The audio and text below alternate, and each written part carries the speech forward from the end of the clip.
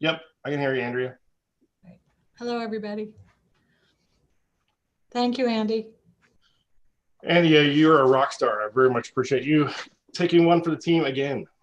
No problem. Nick, how are you? Good. Hang in there. Yep. Had to find my mouse. I'm with you.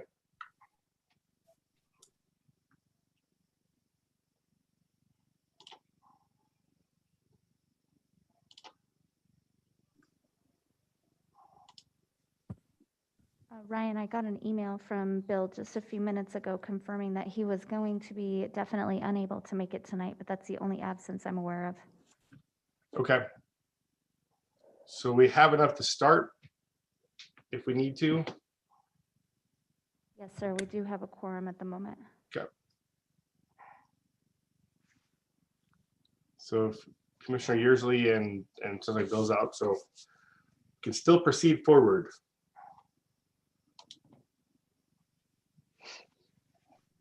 Mr. Chair, I've got to run to the printer really fast, so I'm going to take all 2 minutes if I can. Absolutely, go right ahead.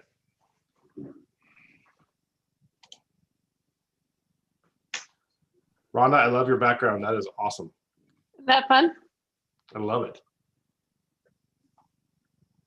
Little artist, right? In Meridian does that. That is very cool. I bought the print, so I figure I can use it. Absolutely. That's really cool.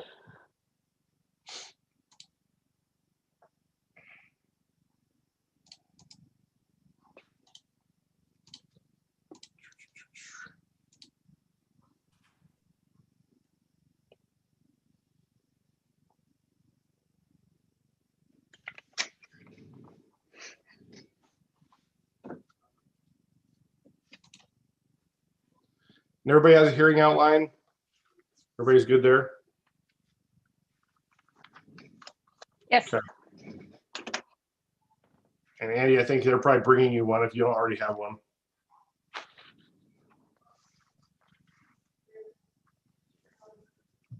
Okay,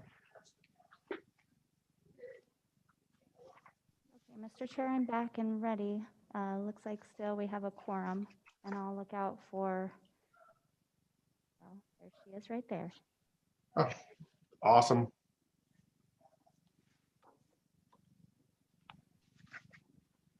I still don't see Commissioner Yearsley yet, but I can let him in and note the time when he gets here. That sounds perfect. Commissioner Holland, how are you, madam? I'm doing well, thanks. Sorry, I had a little computer issues getting started. No worries. Do you have a hearing outline you're set on that I side? do. I'm good. Okay. Awesome. At this time, I would like to call to order the regularly scheduled meeting of the Meridian Planning and Zoning meeting for the date of December 3rd. And let's start with roll call, Madam Clerk. Thank you, Mr. Chair. Commissioner Holland. Here. Commissioner Grove. Here. Commissioner McCarville. Here. Steele. Here. Commissioner Fitzgerald. Here. Absent are Commissioners Casanelli and Yearsley. Thank you, Madam Clerk. First item on our agenda is the adoption of the agenda. We have one item on our agenda that we're going to be opening for the sole reason to postpone that or to continue it. So the public hearing for TM Center H 2020-0074 will be opened only for the reason for continuance. And we'll let Bill and Joe get into that as we go forward. So with that being said, can I get a motion to accept the agenda as presented? So moved. So moved. Second. Thank you, ma'am. I have a motion and a second to accept the agenda for tonight's meeting as presented. All those in favor say aye. Aye. Any opposed? The motion passes. Next item on the agenda is the consent agenda. We do have one item on the agenda, which is the minutes for the November 19th, 2020 Planning and Zoning Commission meeting. Is there any reason do we need to pull that out or talk about minutes? If not, I could entertain a motion whenever you're ready.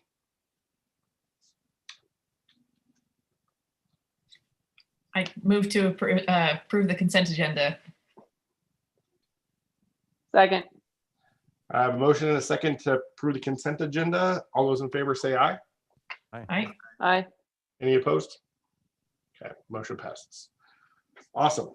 So thank you all for joining us this evening. At this time, we will kind of start the public hearing process for the meeting. As you know, we're partially in person, partially on Zoom. So we appreciate your patience as we continue the city's business during this time of COVID response. So the staff will report their findings to us on each application. We'll open each application and the staff will report their findings about how that application adheres to our comprehensive plan and uniform development code with their recommendations. After the staff has made their presentation, the applicant will come forward either online or in person to present their case for the approval of their application and respond to any staff comments. The applicant will have 15 minutes to make their presentation. And then after the applicant has finished their presentation, we will open the floor to public testimony. Hopefully you have an opportunity to sign up either in person or if you're on Zoom, we will have you raise your hand and be recognized and the clerk will pull you over so you can present your comments. Please make sure you understand there's only 3 minutes you have to provide public testimony. We don't have an opportunity for you to have a second round. So if you are an individual who's representing a HOA this evening, we will, or a larger group of people, will give you some additional time to make the case for the HOA if you're representing that larger group. But again, we'll ask you as the general public to keep your comments to 3 minutes, and we probably try to stick close to that just so we can make sure everybody gets heard. So after all public testimony has been taken, we will allow the applicant to come back and kind of answer questions that may have come up during testimony and make a closing statement, and then answer any questions from the commission that they may have. So with that, again, on the Zoom folks, as you hear the item come up on the agenda that you want to hear, make sure you raise your hand. The raise your hand button is down at the bottom of the screen. Or if you're in person, Commissioner Steele will give me the high sign, and if there's people there that want to testify on a certain application, and we'll kind of move from there. So we appreciate your patience as we deal with in person and online, and keep moving forward. So with that, let's move into the first item on the agenda, which is item number 8. Oh, yes, ma'am. I apologize for the interruption. I believe that Commissioner Yearsley has joined us under the name Boise Forsgren Associates. Mr. Yearsley, will you please confirm that's you? But that's him. Yes, that's me. Sorry for coming late. Had computer problems. Hi, Commissioner Yearsley. How are you doing, sir? I'm doing well. Good to hear your voice. Any questions about what we've already dealt with so far? Kind of just No, moving to that first item. I came in just right at the agenda, so. Awesome. Okay, so we will move on to the first item on the agenda, which is the continuation of TM Center, the file number H2020-0074. They are requesting continuance to the date of January 21st, 2021. Bill or Joe, do you want to kind of touch base on what the scoop is with TM Center? I know there's an alignment of plat and PUD, if I remember correctly. Yes, thank you, Mr. Chair, members of the commission. You're correct. The applicant is working with city staff in order to get an additional application caught up with their preliminary plat. And we've targeted a date of January 21st. So we just asked for the commission's agreeance and acceptance of the continuance request this evening. Any questions for Bill or for the team? Can I get a motion to continue the file number H2020-0074? Mr. Chair, I move we move or continue the application for public hearing of TM Center H-2020-0074 to the date of January 21st, 2021. Second. I have a motion and a second to continue H2020-0074 to the date of January 21st, 2021. All those in favor say aye. Aye. Aye. Any opposed? Motion passes. Thank you very much. The next item on our agenda is the public hearing for Connor Square, file number H2020-0107. And I will turn it over to Alan for the staff report. Hopefully everybody can hear you. Hear me? Give me a thumbs Yep. up if you can hear me. Gotcha, Alan. All right, good. Can you see my screen share? Thank you, Mr. Chair. Good evening, Mr. Chair and members of the Planning Commission. Hopefully you're having a good holidays. We'll move into this. So this is a proposal for a conditional use to allow 3 fourplexes. So the property is approximately a half an acre. It is zoned, it's about a half acre of land zoned to R15, located at 2 different properties, 557 West Idaho Avenue and 528 West Broadway Avenue. The property is surrounded by R4 to the north. On the south, it's zoned IL. To the east, it's zoned R15. And to the west, it's zoned R15. This property has 2 different comprehensive plan land use recommendations. To the south, it's recommended for medium density residential, which is lower density. To the north, it's recommended for higher density residential. A couple of pictures of the site. The top left corner, that is looking down Broadway, and the subject property is what you see there with the porta potty sitting there open. There was 2 existing houses that were demolished, so now it's an open and vacant piece of property. On the picture on the right there, you're looking at Idaho Boulevard, or sorry, Idaho Avenue, and that's looking down just to kind of show you. If you look there, you can see some existing fourplexes, which are very comparable to what's being built. Same thing looking down at the bottom of the picture, that's also Idaho. This is just to give you an idea of the diversity of the housing there. There's triplexes, fourplexes, multifamily, as well as single family residential. So this is a conditional use. This is to allow, as I said, 3 fourplexes on about a half acre of land. The property recently contained the 2 houses like I talked about. Those were constructed in the 1950s and those have been removed. Subject property is one of the few properties in this area which is vacant. This would be considered an infill project. From the site plan, you can see there are 3 different building footprints that are being proposed. This area is typified by single family attached and detached, duplex, triplex, and fourplexes. So again, the whole gamut of housing. It also includes larger multifamily complexes. Much of the housing in this area is over 50 years old, although there has been a recent turnaround with some of these are being newer triplexes and fourplexes, very similar to what the applicant is proposing. As I mentioned, the applicant proposes 3 buildings of 4 units each. 2 buildings are proposed on 557 West Idaho. That's what you see there on the left. That's the longer lot. One of these buildings is proposed at 528 West Broadway. That's what you see down there, I guess, at about 4 o'clock. The parking for this project will occur into the 2 parking lots at the south. So you can see those 2 lots. That's the access to the site. So driving access will not occur to the north. It's only going to occur to the south from Broadway into those 2 lots. This project provides 24 parking spaces. 12 of these parking spaces are in covered carports. The Unified Development Code would require 20 parking spaces. So there are 4 parking spaces over what they would be required. Also, there is on-street parking that exists along both sides of West Idaho Avenue, as well as East Broadway Avenue. Ada County Highway District reviewed this project, and in a letter dated November 24th, noted that they supported this project as proposed. I'll give you a copy of the landscaping plan here. It does appear that the landscaping with requirements around these building foundations would be satisfied. So that does meet all of the landscape requirements of the code. Also, a landscape strip of at least 5 feet is provided along West Broadway, which is down here. And there's also a landscape strip of 10 feet that's proposed along West Idaho, which is up here. It's important to note that there is not a landscape buffer requirement in this zone district. These are local streets. However, there is a minimum density of 1 evergreen shrub per 3 linear feet of building foundation around the buildings, which is what you can see here.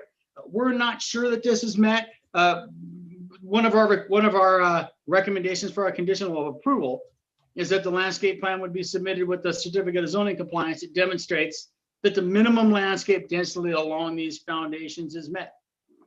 The UDC requires a minimum of 80 square feet of private open space per unit.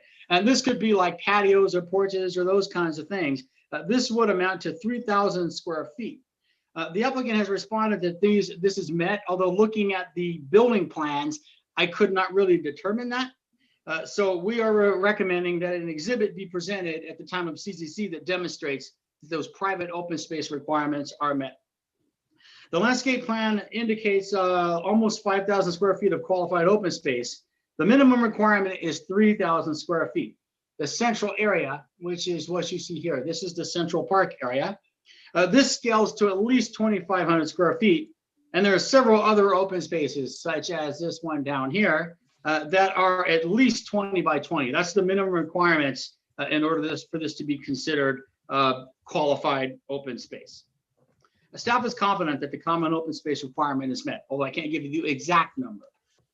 2 amenities are required with this project. The applicant proposes a community garden within that central open space, which hopefully you can see my cursor there. That is where the community garden is. They've also are providing bicycle storage, 8 by 10. I know it's a little blurry, but the enclosed bicycle storage is what you see here. Building elevations that have been submitted have architecture that's similar to the surrounding fourplexes to the west and to the east. If you recall in the pictures that I gave you, just to kind of give you a comparison of what is existing in the neighborhood as it is.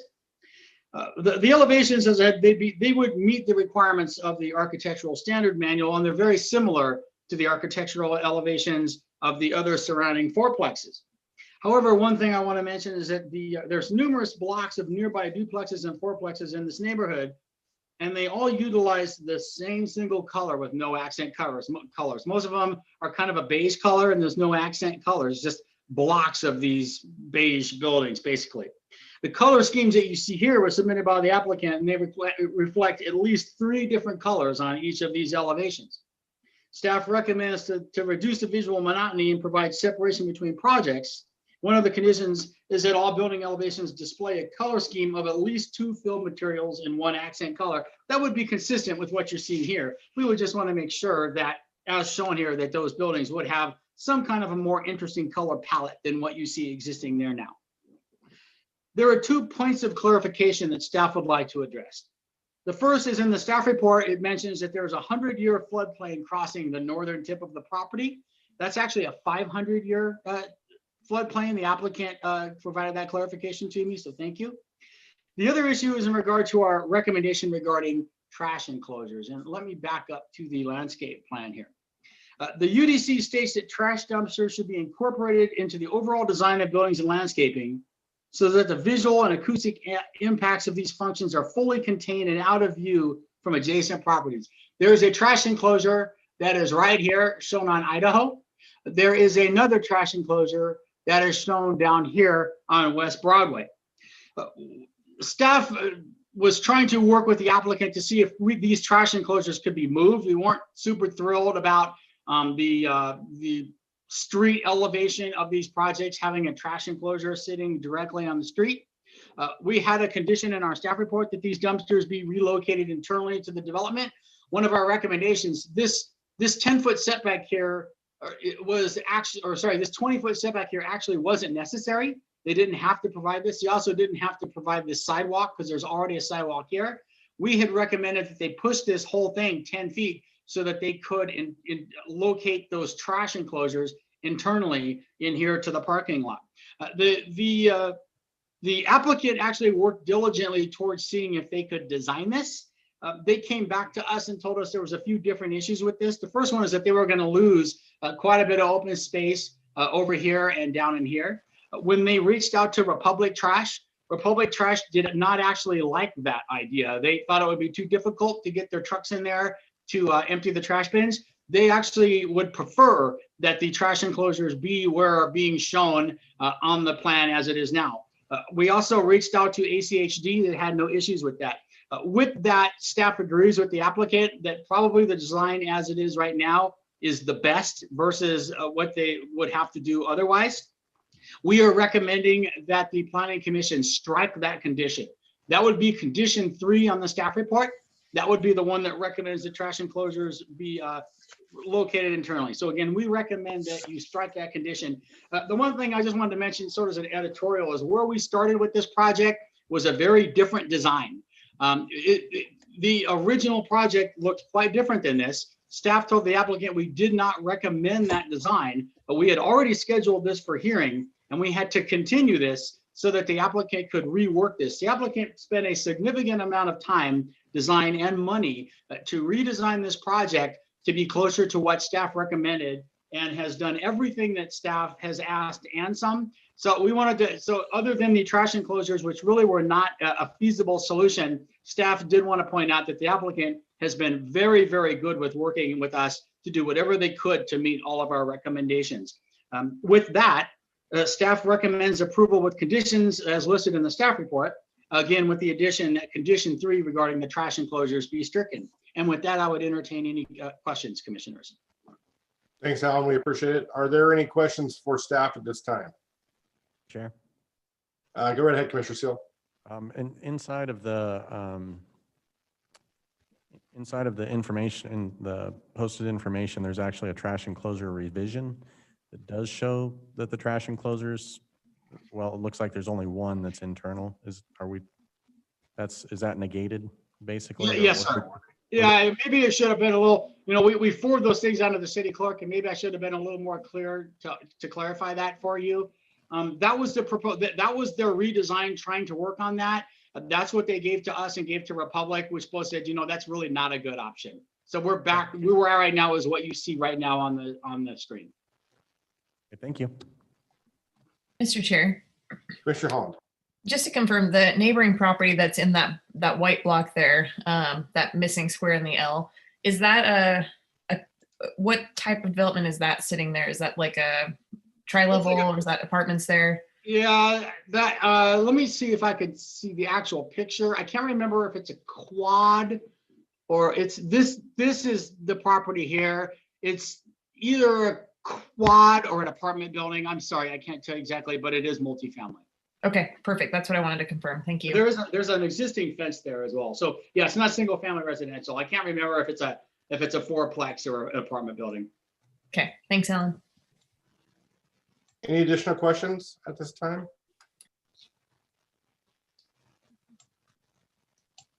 Okay. Would the applicant like to join us? Commissioner Seal, is he in person or she in person? Or are they on Zoom? I'm on Zoom. Oh, hey Sarah, how are you? I'm well. How are you? I'm good. Welcome to the Planning and Zoning Commission this evening. Thank you. Please state your name and your address, and the floor is yours, ma'am. Sure. Sarah Martz, SEM Consulting, 3117 West Smith, Boise, 83703. I'm here tonight representing the owners of the property. I first wanted to thank planning staff, specifically Alan, for all of their hard work on this application and for tonight's presentation. The owners are in agreement with all the commenting agencies and conditions of approval proposed by staff, with one exception. We would respectfully request that the trash enclosures remain as initially shown and that the condition of approval requiring the central location be removed per staff's recommendation. With that, I just stand for any questions. Thanks, Sarah. Are there any questions for the applicant at this point? Mr. Chair. Commissioner Seal.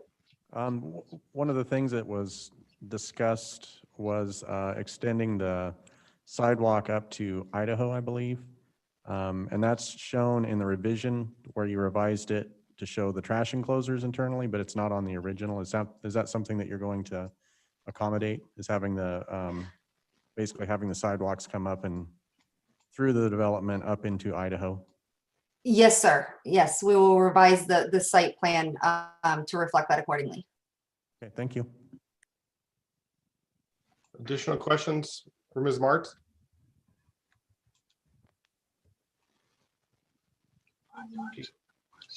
Sarah, hang with us for a little bit. We'll let you answer any questions and close here in a minute. We'll see if there's any public testimony and get back to you. Madam Clerk, are there anyone who would like to testify in this application, either in person or online? Mr. Chair, we have several people signed in, several of which indicated a wish to testify, starting with David. I can't read the last name. David Stem, please come to the podium. Please state your name and address for the record.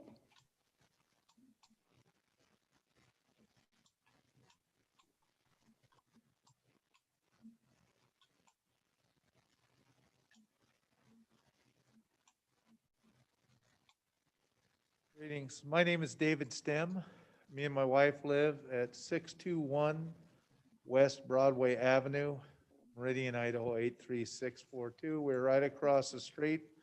We are a little bit west and on the south side of the street. We have grave concerns for the parking design and the way they put all the parking on the south.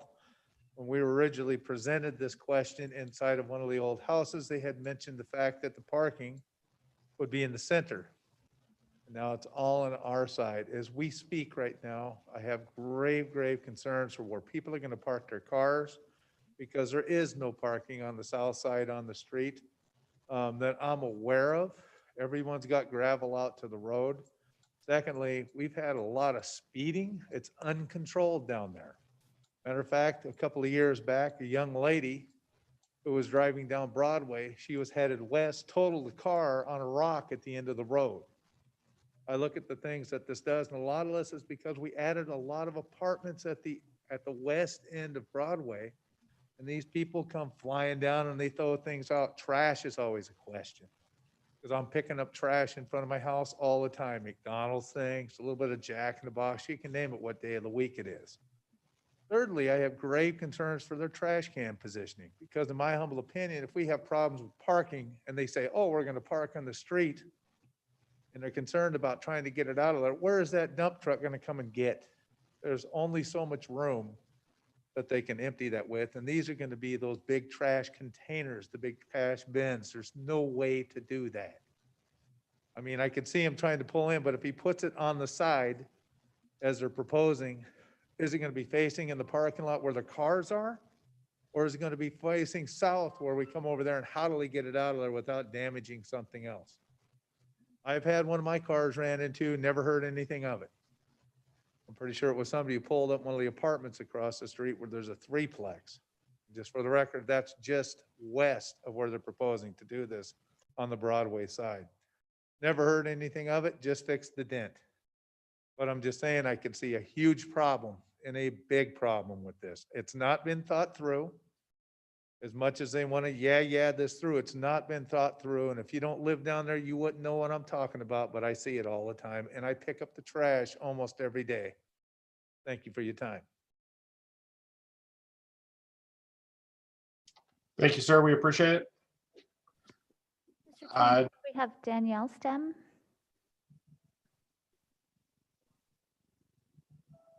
Okay. Next will be, is it Jean-Pierre Bachner?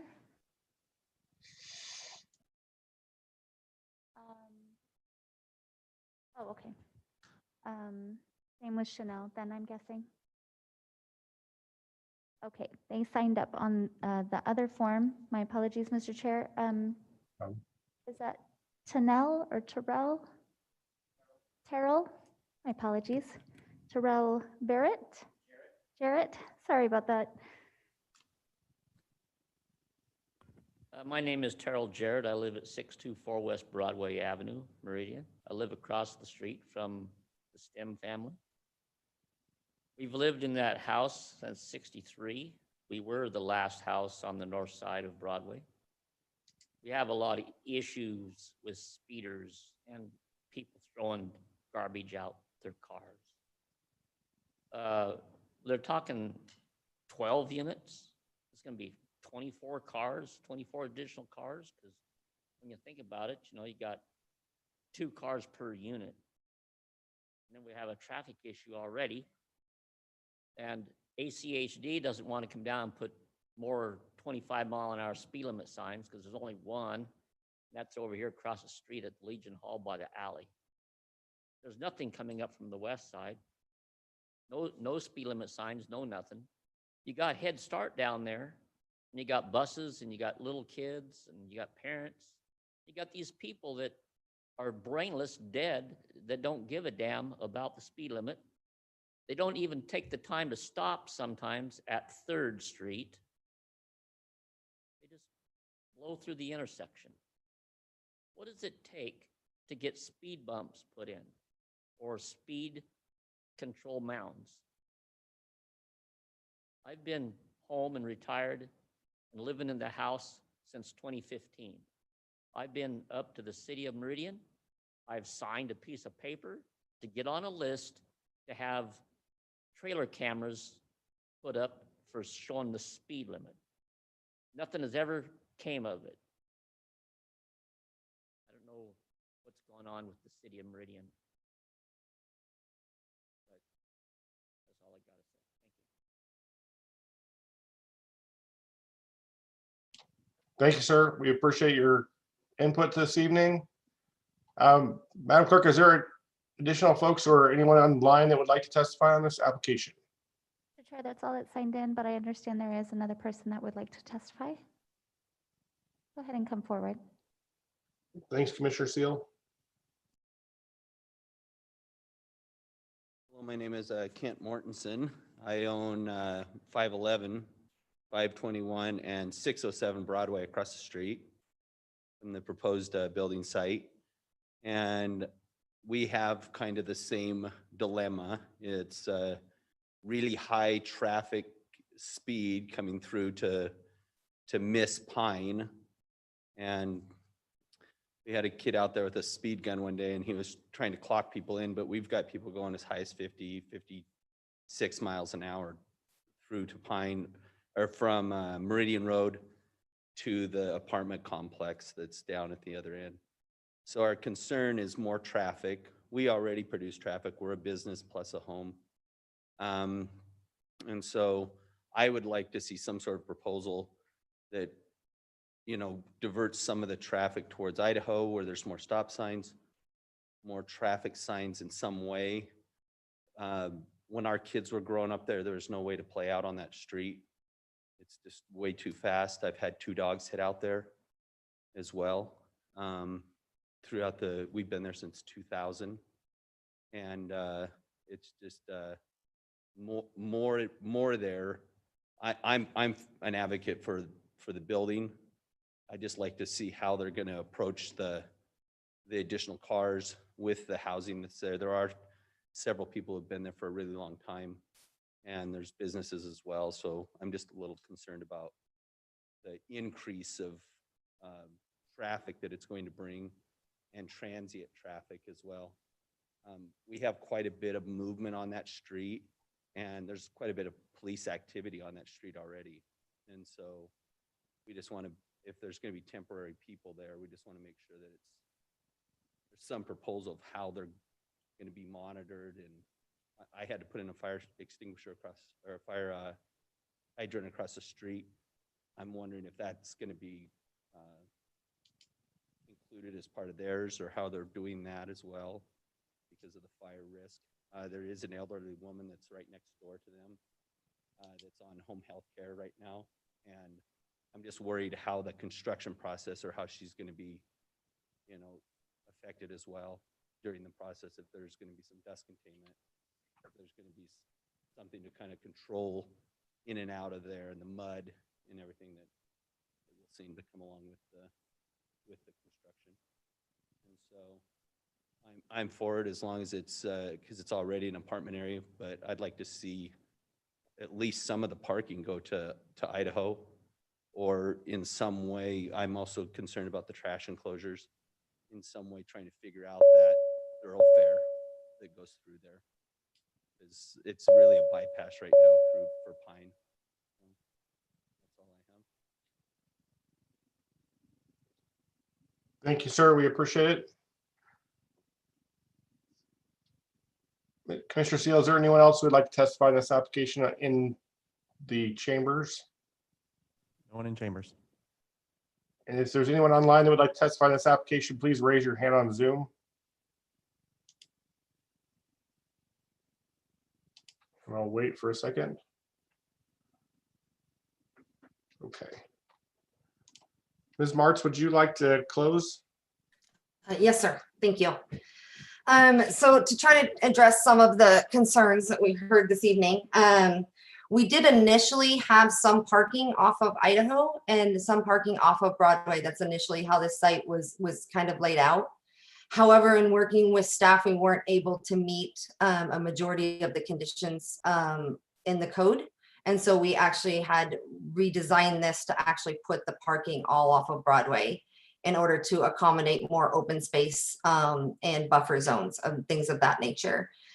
In regards to the traffic, ACHD has commented they're projecting an additional 70 vehicle trips per day.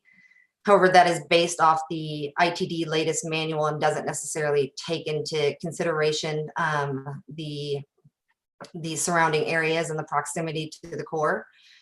We do feel that a lot of these individuals would hopefully be walking or riding their bikes to downtown to get their essentials once they get home. 9 of these units are 1 bedrooms, with the other 3 being 2 bedrooms. And additionally, as far as speeding, we can work with Ada County Highway District and see if we can put up a speed limit sign. We are improving Broadway, putting in curb gutter and extending the asphalt there.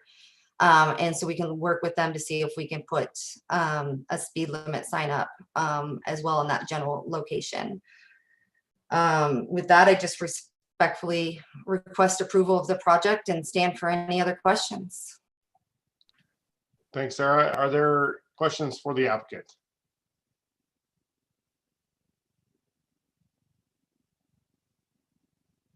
Mr. Chair, Commissioner Seal. it's of the applicant and probably staff too. Is there a reason that everything was pushed to Broadway instead of Idaho? As far as the traffic, that is, or the parking, I should say. Do you want staff to answer that, or would you like to have the applicant? If it was a recommendation by staff, that would be appropriate, I think. Where we, the original drawing, this is Alan Tiefenbach, City of Meridian. The original drawing that we saw with the pre-app had 1 parking lot off of Idaho and 2 parking lots off of Broadway. And the open space, if I recall, was towards the south of the proposal. We didn't tell them actually where to relocate their parking. Our concern was that we didn't think that the open space was very accessible. We recommended that they orient this so that the open space was central to the buildings. What the applicant brought back to us removed the parking lot off Idaho, kept the 2 parking lots on Broadway, but slightly enlarged. I guess that's probably the best answer. We did not require them to cut off the access off of Idaho. That was what came with the second design, but no, we did not have any concerns with it. But our opinion is that they're already exceeding the parking that they're needed to meet. And if there needs to be guest parking, which wouldn't be counted, would be along the street, but they're actually exceeding by 4 the required parking.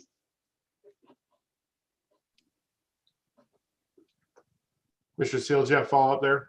Are you good? I guess I would ask the same thing of the applicant then as to it seems like Idaho is a little bit more improved street. I wouldn't call it better necessarily, but is there some reasoning behind why everything was pushed to Broadway instead of pushed to Idaho as far as the parking lot?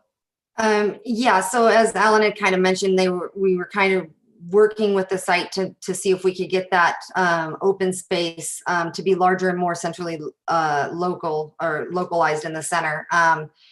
In doing that, we were the only way we could make that work was to push the parking to Broadway. We also had some setback issues with the carports from the side yard setbacks or the side setbacks that we weren't able to accommodate off of Idaho.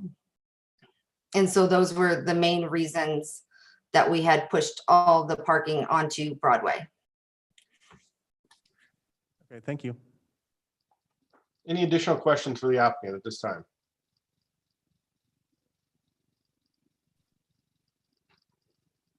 Or staff?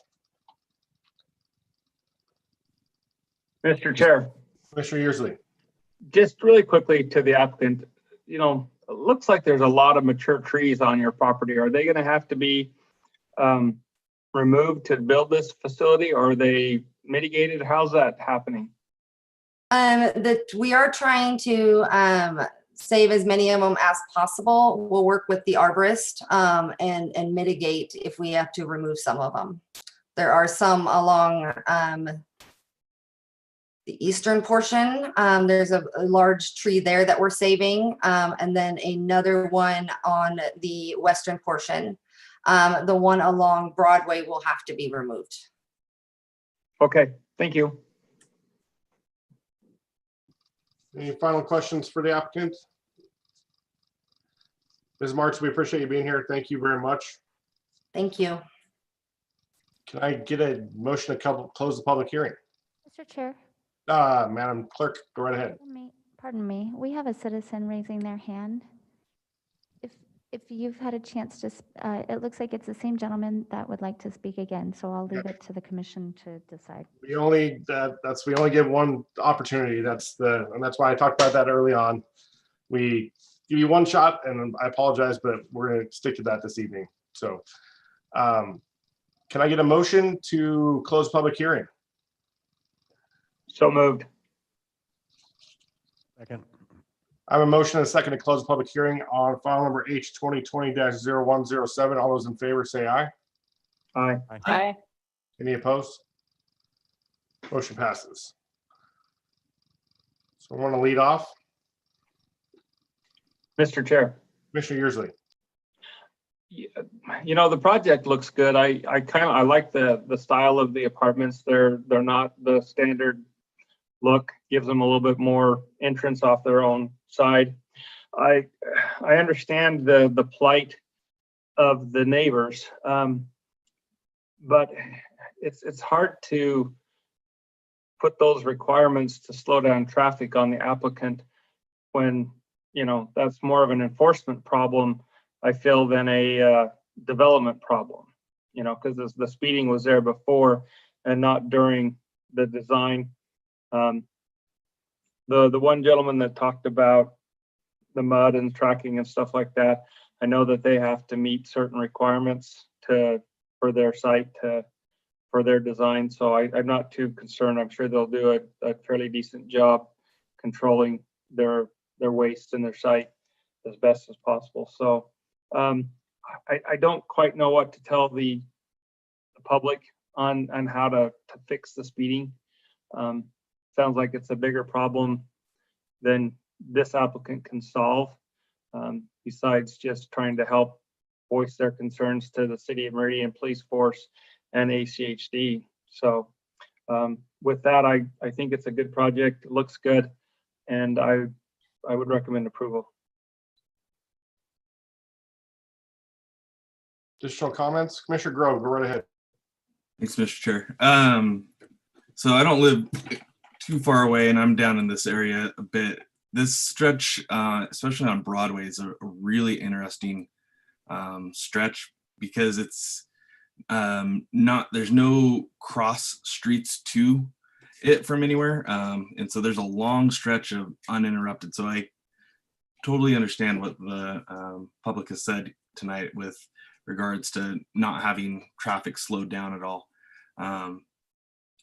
But as it pertains to the application, I like the infill. Downtown needs, you know, more residential options, and I think this is a good way to accomplish that. That area also has a lot of hidden, almost like multifamily units in it. When I was walking down there about a year ago, that I didn't really realize were multifamily. So it's a very diverse area, and adding in additional character through this development seems like a good use of that space. Commissioner Holland, go right ahead, ma'am. Thanks, Mr. Chair. I would echo some of Commissioner Yearsley's comments. It's unfortunate that there are traffic issues, and there's a lot of places in the city there are traffic challenges.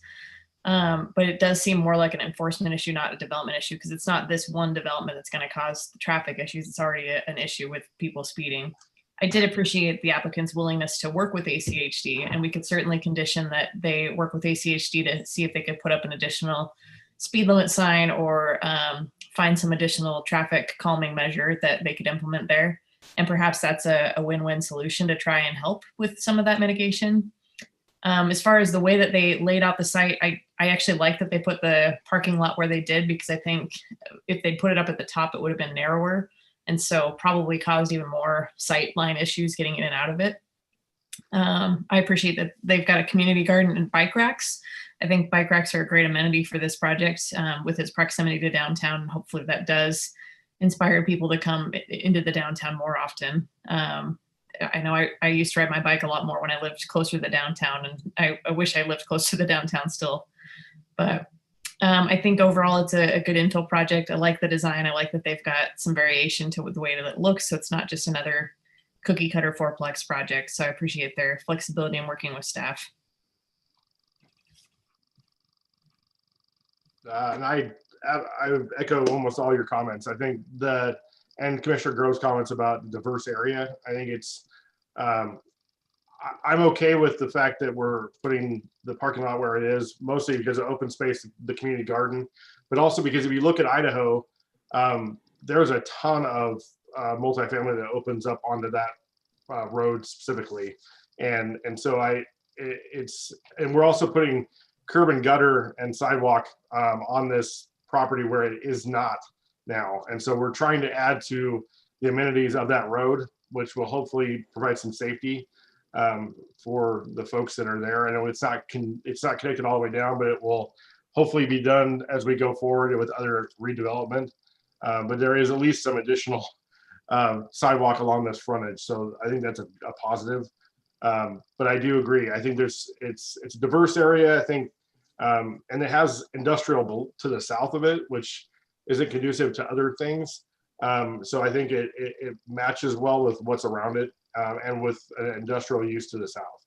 So I think it makes sense for where it is. And I really appreciate the applicant and the staff working to find that open space and to put some new additional amenities in there. So kudos to them. I understand the challenges of the public as well. I think to make Commissioner Collins' points, and we could ask that they work with ACHD on or Marine Police Department on finding some ways to, whether it is getting a trailer out there with speed limit or discussing the idea of tabletops. I know that's not fun on those main roads, but something that would help calm that down a little bit. Other comments? Commissioner McCarville. Yeah, Mr. Chair. Yeah, echo. I don't know that I have anything new to add. I think everything's been well said, and very much appreciate Commissioner Grove's comments. Always like hearing from somebody who lives close and can offer that perspective. Yeah, I think the appearance of what they've done and the open space and additional parking, I think will be good for this particular project and adding this in that area. But yeah, would encourage maybe more to the enforcement issues of what's already there. Mr. Still, go right ahead, sir. Nothing further to add. I think we've covered it all. Commissioner Hollins, I agree that we should definitely provision something in here to have the applicant work with ACHD and possibly Meridian Police Department for some, at least extra speed limit signs, as well as some visibility to the issue that exists with down there. So there could possibly be some more enforcement coming from the Meridian Police Department. I do like the fact that they rolled back the changes that were submitted as far as the trash enclosures, because I agree it would be, with the parking and everything that's in there, it's going to be a nightmare to get trash trucks in and out of there, and where they've got them placed currently is going to be a little bit easier to make that happen for everybody. All that said, after considering all staff, applicant, and public testimony, I move to recommend approval of the City Council of file number H2020-0107 as presented in the staff report, the hearing date of December 3rd, 2020, with the following modifications: that condition 3 concerning trash enclosures being located internally be struck, and that the applicant work with ACHD and the Meridian Police Department to install speed limit signs, and possibly traffic mitigation. Mr. Chair, Yeah, Commissioner Holland, Commissioner Steele, you're approving. You're not recommending. So Yeah. just making sure you're. it's a conditional use permit. Yep. So if you amend your motion to approve the conditional use permit, I'll second. Amended. I have a motion and a second to approve file number H 2020-0107. All those in favor, say aye. Aye. Aye. Any opposed? Your motion passes. Ms. Martz, thank you. Good luck. In the neighborhood, we appreciate you here and we heard your comments. Definitely will have the applicant work with our city officials and hopefully with HHD to get some hopefully calming down there for you all. So thank you for being here this evening. Moving on to the last item on our agenda is the public hearing for Compass Point subdivision, file number H 2020-0100. And let's start with the staff report. I'll turn it over to you, Joe.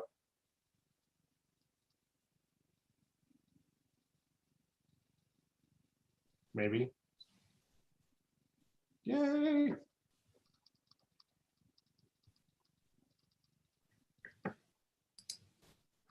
Joe's going incognito. He's putting things on the screen, but not telling us what he's doing. Sorry, yeah, thank you. Mr. Chair, I was trying to figure out this is odd, okay.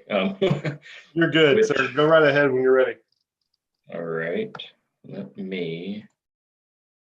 Okay, now I know why Alan did it the way he did it, because I can't see my outline otherwise. All right, I apologize for the not presentation view. I'm not sure why it's not letting me do that, but as noted, this is our last item on the agenda is for Compass Point subdivision H 2020-0100. The applications before you are for annexation and zoning, preliminary plat, a PUD, and then secondarily private streets and alternative compliance, which are handled at the staff level. The site consists of 7.69 acres of land currently zoned RUT. And then, you know what? Sorry, I just want to make sure. Can you guys see my presentation stuff? Yes. Okay, just want to make sure. 7.69 acres of land currently zoned RET. It's specifically located at 3247 South Locust Grove, which is the southwest corner of the Victory and Locust Grove intersection as noted on these plans here. As you can see in the aerial, much of the surrounding development or area is already developed. All of the residential abutting the property is R8 zoning minus the pocket of R4 here, which is actually a water, not tower, but a water basin for the city. To the north is county RUT as well, but there is a future application for that you guys will probably hear later on this month. That will be low density residential, so less density than this. Guess we'll get into the weeds here. All right. Like I said, it is for annexation and zoning of 7.69 acres of land. It's with a request for the R15 zoning district. A preliminary plat consisting of 48 residential building lots and 9 common lots on approximately 4.69 acres. The planned unit development as proposed now is to reduce the rear setback of the R15 zoning district for a portion of the development. It is proposed with private streets, and there's an alternative compliance request to connect the private street directly to an arterial. The proposed use is attached single family in the form of townhomes, and they're triplexes in 45 of the 48 units. There's a gross density of 6.24 dwelling units per acre and a net density of 13.4 dwelling units per acre. In most cases, I do not mention the net density, but due to the site constraints on the property, I find it appropriate to mention that tonight. The density discussion immediately leads to different discussion points within the proposed project. First of all, the applicant is requesting a planned unit development for this project, and there are certain purpose statements and standards that must be met. The current request incorporates the use of private streets instead of public as well as a reduction in the rear yard setback for the central units as noted. Both of these, as proposed originally, do not meet the PUD requirements in staff's opinion. However, as discussed in the staff report, Staff finds revising a few items brings the project into compliance and removes the need for the reduced setbacks for a majority of the units that they are requesting it for. First, the entire western property boundary of the site is made up of the 10-mile creek easement. So north is to the right for reference here. The applicant is choosing to leave this waterway in its natural state to preserve its natural beauty and also meet the city code requirements to protect this creek. It's one of those listed in our code that should be protected and open and natural. Secondly, there is a purpose statement regarding a desire to have PUDs be constructed at a density of 8 dwelling units per acre or more that also involve an innovative site design and multiple housing types. The applicant has proposed 48 units, as noted, and 45 of them are garage dominated with 1 2-unit attached product, which is in the south. Maybe these two here in the south of the site. Those are tandem garages. It's not a drive-through. It kind of looks odd, but those are just a duplex basically with tandem garages. And then 1 detached single-family structure here. In staff's opinion, the site overall, as currently seen and proposed here, lacks innovation as proposed. To help the project meet the purpose statement, 2 things should be done. Minimally, staff finds the creek easement, which again is a 100-foot easement entirely on this property. It's going to be non-buildable no matter what, and should be removed from the density calculation in regard to the PUD requirement. Once this area is removed, the density is 8.6 units per acre, and that therefore meets that requirement of 8 or more. The net density overall is higher than that of the immediately surrounding neighborhoods because of the site constraints, but it will also be buffered on all 3 sides by these site constraints, noting the 2 arterial roads and the creek easement. Second part of this is that staff recommends that the applicant amend their PUD request to eliminate the parking pad requirement for these 12 internal lots. That's these right here, if you guys see my cursor. Lots 1 through 14, block 2, and they are part of the applicant's existing request for a setback relief. This would make the setback request only applicable to 5 units, these more southern ones here, instead of 17, and allow these units, the central units, to be pushed back towards the street with a rear setback of no less than 5 feet, which is the allowed setback in the R15 zoning district for alley loaded units. Secondly, once these units become alley loaded, they should front on the internal micropath that is already proposed between these lots. This area should then be platted in its own common lot and function as a MU following these changes, which for those who don't know what a MU is, I didn't when I started here, is a vista or a paseo, some kind of green open space with a pathway running through it. If the applicant adheres to these recommendations, the MU could be 30 feet wide and be a great vista and pathway connection through the center of the development, offering more than adequate pedestrian access to the arterial sidewalk network that will be in place following the construction of the roundabout. With an additional housing type in the development, having alley loaded in addition to the other proposed triplexes, the applicant meets this objective by being innovative in the PUD request and the overall site design. The applicant is proposing to construct private streets that are 24 feet wide with 5-foot attached sidewalks on one side of the street throughout the project. Staff supports the inclusion of the sidewalk on one side to ensure adequate pedestrian access in the development. For reference, private streets do not require sidewalks, so that is something that the applicant is presenting and proposing. Staff supports the inclusion to ensure adequate pedestrian access in the development, and at the north end of the main street within the development, labeled as Compass Lane on this landscape plan, which is this one here, the applicant is proposing an emergency-only access road to that's the main road here. I apologize. Emergency access road at the north end of the main drive through the center of the development. This emergency access is required if more than 30 homes are to be constructed. The proposed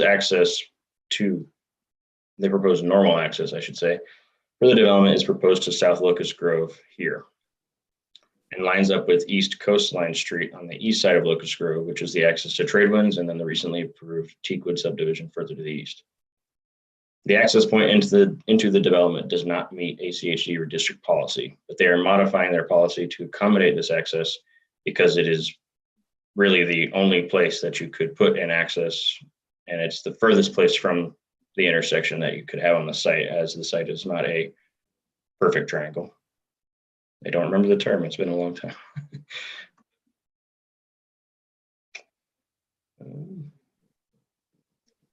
And as noted before, this is largely because of the site constraints already outlined. So the creek and then the arterial streets. Like I noted, this distance along Victory is shorter than this distance along Locust Grove. So the applicant is placing the entrance as far away from the intersection as would be physically possible for the site. Because the site is triangle shaped, as I said multiple times, it's abutted by 2 arterial streets and then the 10-mile creek. There is no opportunity for public road connectivity to any adjacent site, and so ACHD prefers private streets within the development. There's no public benefit to having public streets in this site because there will be no future connectivity to other properties, I should say. Consequently, private streets also take less right-of-way, and the applicant agrees with the ACHD assessment because of this and has proposed private streets throughout the development. City code requires that private streets are to be used in either a MU or gated development, and this originally the applicant proposed neither. Within the PUD analysis, I've already recommended that lots 2 through 14 become alley loaded units and eliminate the parking pad requirement for those lots through the PUD request. Once the applicant does this, the units can be pushed towards the street and the micropath already proposed can be placed in a common lot and become a MU. Thus, the development would include a MU and meet the private street standards. This is how the private streets are integral to both the access and the PUD request. So I hope I came full circle for everybody. The proposed private streets are not wide enough to accommodate any on-street parking. And the applicant is proposing to construct some extra off-street parking along the main street as seen on the proposed plat, which are pocket here, pocket here, pocket here. It amounts to 12 as of right now. There are no multi-use pathways proposed or required for the development. However, the applicant is proposing a 5-foot wide pathway on the east side of the creek behind all of these homes. This pathway connects to the private streets at the southern end of the project and through the common open space, generally mid-block on the west side of this site. The pathway also continues north and connects to the sidewalk along Victory. In addition, the applicant is proposing a micropath between the center lots as discussed that connects to the sidewalk along Locust Grove. This path, with any of the revisions that I've recommended, should be kept, and it should remain in the MU to serve as the sole pedestrian connection to Locust Grove. Staff is recommending to lose the 2 more north and south ones on Locust Grove. There is no existing sidewalk along Victory or Locust Grove. However, both arterials are scheduled to be widened as part of the roundabout project at this intersection in 2021 and 2022, according to ACHD. With the roundabout project, the applicant is required to dedicate additional right-of-way for the intersection and the future widening of Victory and Locust Grove. ACHD is requiring the applicant enter into a road trust for the sidewalk improvements adjacent to the site and not to construct them, since they will be constructed by ACHD with the roundabout and widening projects. A minimum of 10% qualified open space, meeting the UDC standards is required. According to the property size of 7.69 acres, the applicant should supply at least 0.77 acres of qualified open space, or approximately 33,500 square feet. The applicant is proposing 3.2 acres of open space, of which 2.84 is shown as qualifying on the submitted open space exhibit, which is vastly more than the minimum. However, some of the area listed as qualifying does not meet UDC standards due to their size not being at least 5,000 square feet. That would be a few of these smaller areas here, this pocket here, and then the one surrounding the parking here. Those are all less than 5,000 and do not qualify. Once that area is removed, the qualified open space is 2.68 acres, down from 2.84. And again, vastly more than the minimum requirement. More importantly, though, the open space for this development is largely made up of the 10-mile creek, which is 2.1 acres of the 2.68, and the arterial street buffers, which are almost half an acre. about 19,000 square feet. All of this area is qualifying per code, but the 10 Mile Creek will be left natural with no improvements unless they can get a license agreement with Nampa Meridian. And it will be a buffer and more of a visual amenity than it will be usable open space for the development. Abutting the creek and generally mid-block is the applicant is proposing an open space lot that is approximately 5,100 square feet. This open space lot contains one set of the amenities and a micropath that connects the private streets to the pathway along the creek. This open space lot and micropath offers a clear connection to one of the other micropaths in development. Again, this one noted between the MU, or between the lots, and should be in a MU. Sorry, find my place. This 5,100 square foot open space in the center of the development is the most active and usable open space lot within the development. So again, of the 2.68 acres, roughly 5,000 square feet of that is the active and usable open space area. The applicant submitted conceptual elevations for the proposed single-family homes. The attached single-family homes. The submitted elevations show all two-story attached structures with two-car garages and identical finishing materials of wood and stone, at least originally. Since publication of the staff report, the applicant has provided additional elevations, which are this material and color palette, as well as this one. The applicant has also stated that they plan to incorporate different, 3 to 4 different color palettes throughout the site to help differentiate between the units. The elevations show modern architecture designs with shed roofs, second-story patios that have glass railings, and stone accents that go to the full height of the proposed homes. We have not received elevations for the one detached home nor the one duplex unit with the tandem garages. However, attached single-family homes require design review approval prior to building permit. And at that point, staff will ensure compliance with the Architectural Standards Manual. In addition to the elevations, the applicant has also submitted some revised plans related to staff's recommendations of approval to change the plat and incorporate the MU. The applicant has sent those plans to me as of today, and this is what has come about from that. As you can see, the applicant has incorporated a 31-foot wide MU and has pushed back the units in line with the 5-foot setback for these 12 units, and has also done it for these 3, and it would be fronted on this green space here. As of 4 p.m. this afternoon, there were 35 pieces of written testimony submitted for this application. I did not read all of them. I will admit I read most of them, and there was not a single one supporting the project. Their main concerns throughout all of them were regarding the density in comparison to the adjacent subdivisions, the amount of open space, and of course, school overcrowding, adding additional homes, and then traffic issues that already exist in this area. The neighborhood has issues with the proposed access to Locust Grove, and there only being one access for the development. In relation to some of those comments, I would just like to make a few comments of my own. Again, the access is as far away as it can be from the intersection. It's my understanding that ACHD would not allow another access for this development.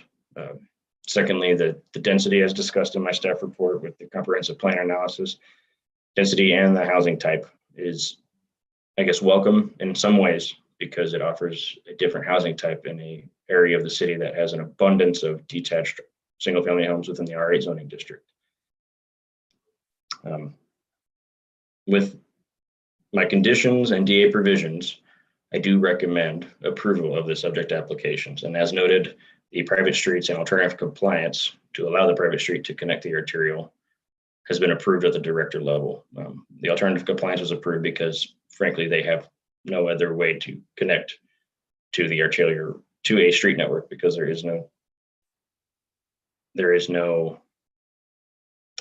are no other public stubs to the property. And following that, I will stand for questions. Thanks, Joe. I cannot believe you said the Teakwood Place subdivision. You may have jinxed yourself, and you're going to see that thing come back. I believe you actually mentioned that thing. Anyway, moving on. Are there any questions for Joe at this time?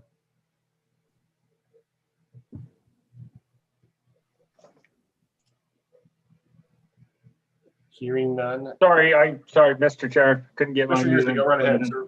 So looking at these lots, what are the sizes of these lots looking to be? Great question, Commissioner Yearsley. On the current plan, they all meet the R15 zoning district. But the revised plat that I received today, I noticed that some of them are underneath or below the 2,000 square foot. So one of the requirements that the applicant is going to have to meet, I appreciate you bringing this up, is commission, if you recommend approval, then you will have to add a condition that they also include in their amended PUD request. In addition to the recommendations I have made, include that they also require or request a reduced building lot size. Some of them are, I believe the smallest I saw were roughly 1,750 square feet. Most of them were a lot closer to 2,000, if not more. And that's only within the central area. All of the other ones meet the 2,000 square foot. These ones here, there's a few that have dipped below that. And that's on the applicant's behalf to help construct a MU that's 30 feet wide and not only 20 feet, which opens this area up a lot more. Okay.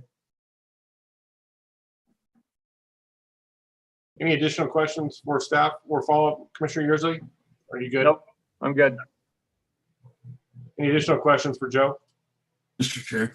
Commissioner Grove. Joe, for the entrance exit, is when Locust Grove is built out, will it still be a full access entrance, or would that be like a right in, right out situation?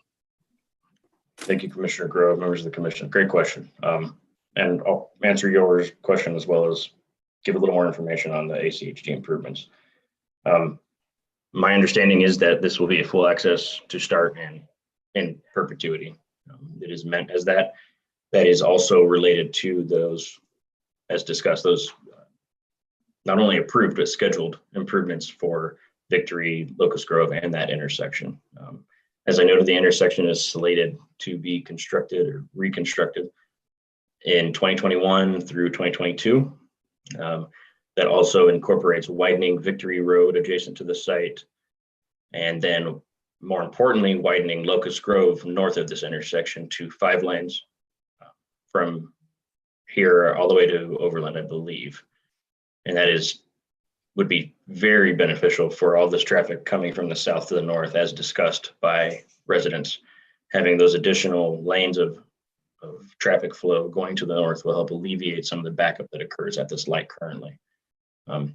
That's my understanding as well, that the Locust Grove road directly adjacent to the site is scheduled to be widened as well.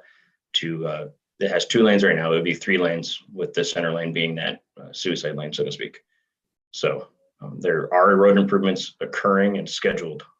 I want to be clear on the roundabout. That's something that's not only a pie in the sky. That is something that it's already part of the CIP. So they already have the funding. They're already going to construct that starting next year. Mr. Grove, do you have follow-up? Are you good? Okay. Any additional questions for Joe? And Joe, that road does not, the one outlet does not line up with Coastline, right? Across the street? Mr. Chair, it should line up with Coastline. Yes, sir, it does. It lines up with that one access in trade winds. Okay. That's why ACHD is allowing it. Wow. As a tight lineup, if that's the case. And then just to be, my understanding is there's no ditch riders road on either side of 10 Mile right now. And there's not a plan to have one? Mr. Chair, members of the commission, that is a great question. That is something that I do not have 100% certainty on, I will admit. I know that on the west side of the creek is the multi-use pathway.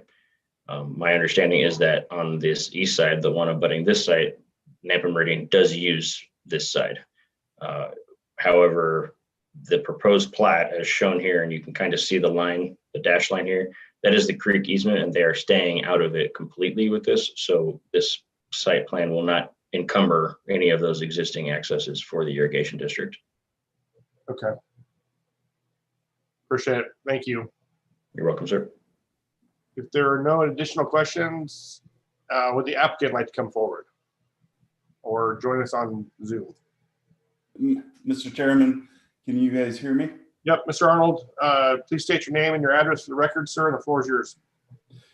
Appreciate that. For the record, it's Steve Arnold. I'm with 18 Land Consultants. Address 1785 Whisper Cove, Boise 83709. First, want to start off. We've been working with staff on this probably since October of 19. We've had numerous changes, and with this last one that Joe proposed, we fully agree with. And as you can see, it really added some nice benefit to the center lots. So I want to thank Joe for working with us and being patient.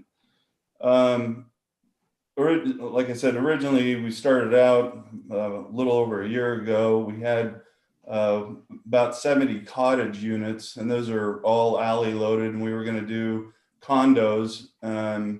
But the problem with the condos, we're trying to make these a for sale product, and the condos aren't as desirable. Plus, it didn't have as much parking as we thought that we needed. So we then turned this into triplexes and duplexes, with originally all of them with front garage space, 2-car garage, and then additional 2 cars in front of the garage.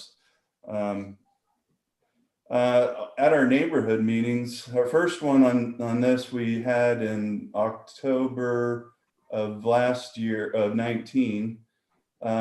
We had about 8 to 10 people show up, and of the 8 to 10, we didn't have a lot of opposition. The only opposition that we had was traffic, but most of the time the folks understood that that's not something we can fix. However, it is something that is being fixed. The second neighborhood meeting we held in September, and it was a Zoom meeting.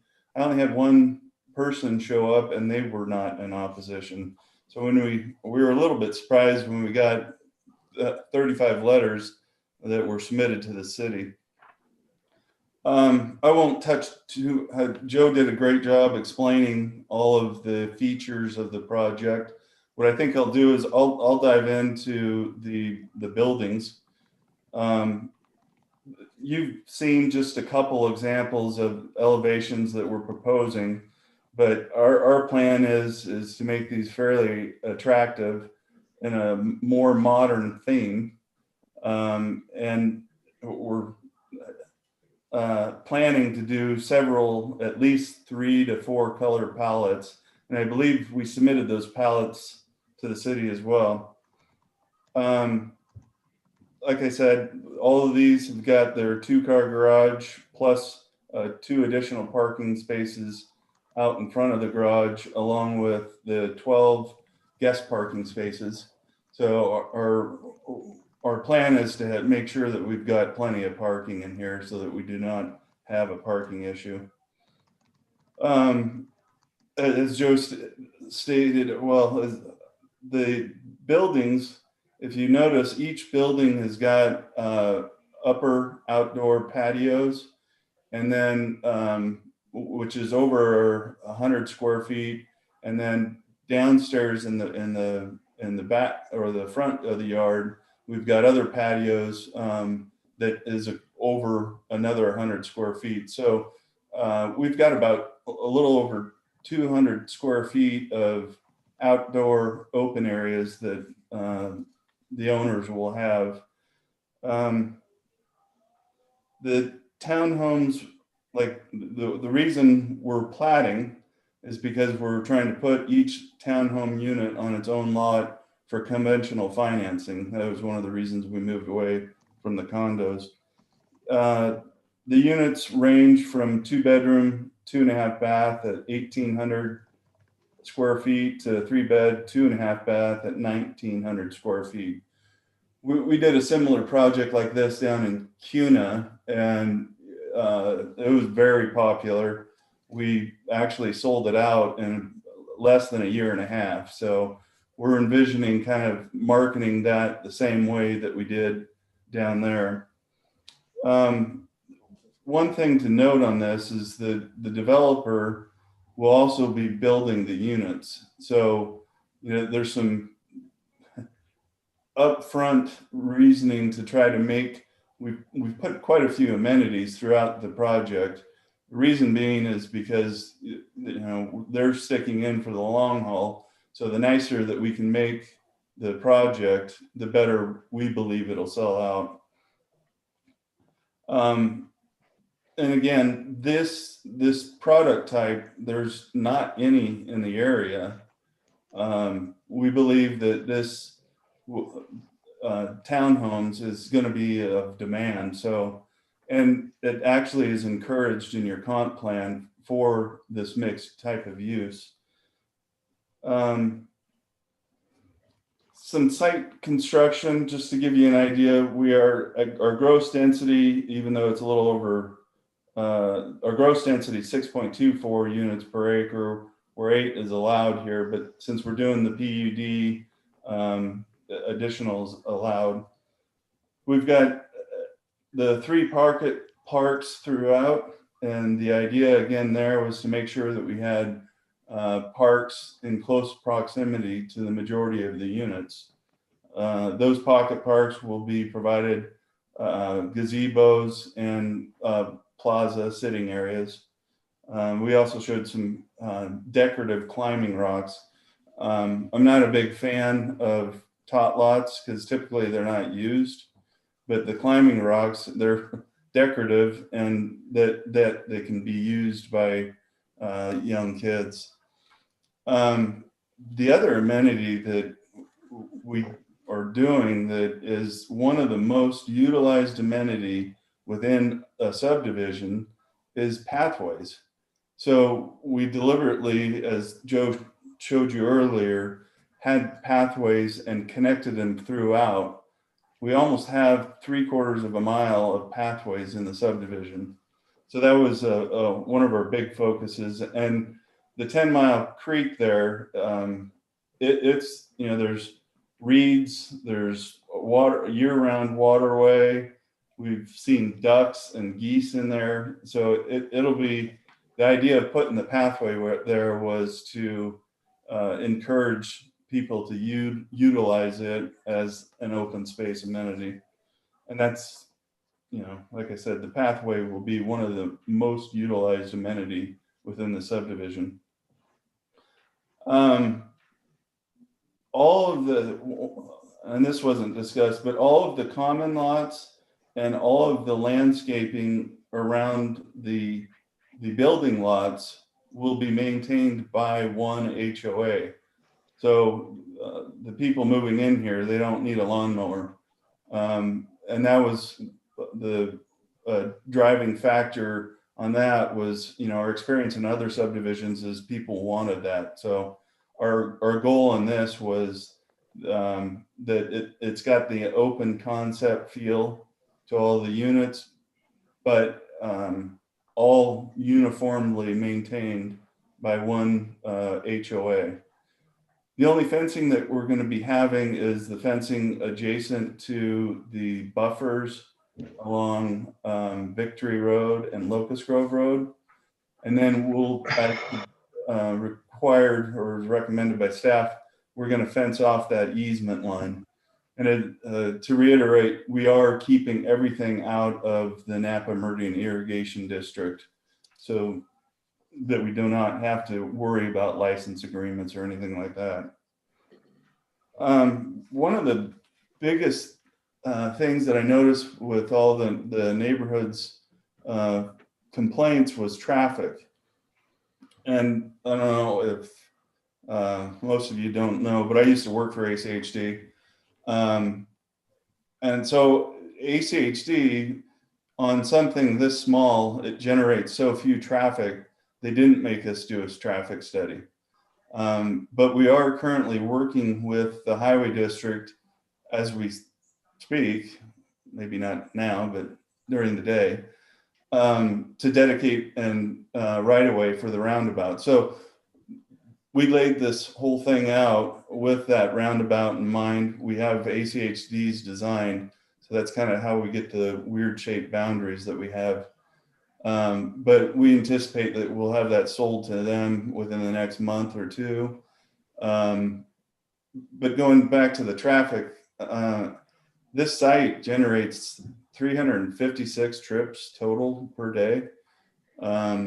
The trips, the PM peak hour traffic trips are roughly 28 trips per day per hour, which is basically equivalent to one trip every 2 minutes.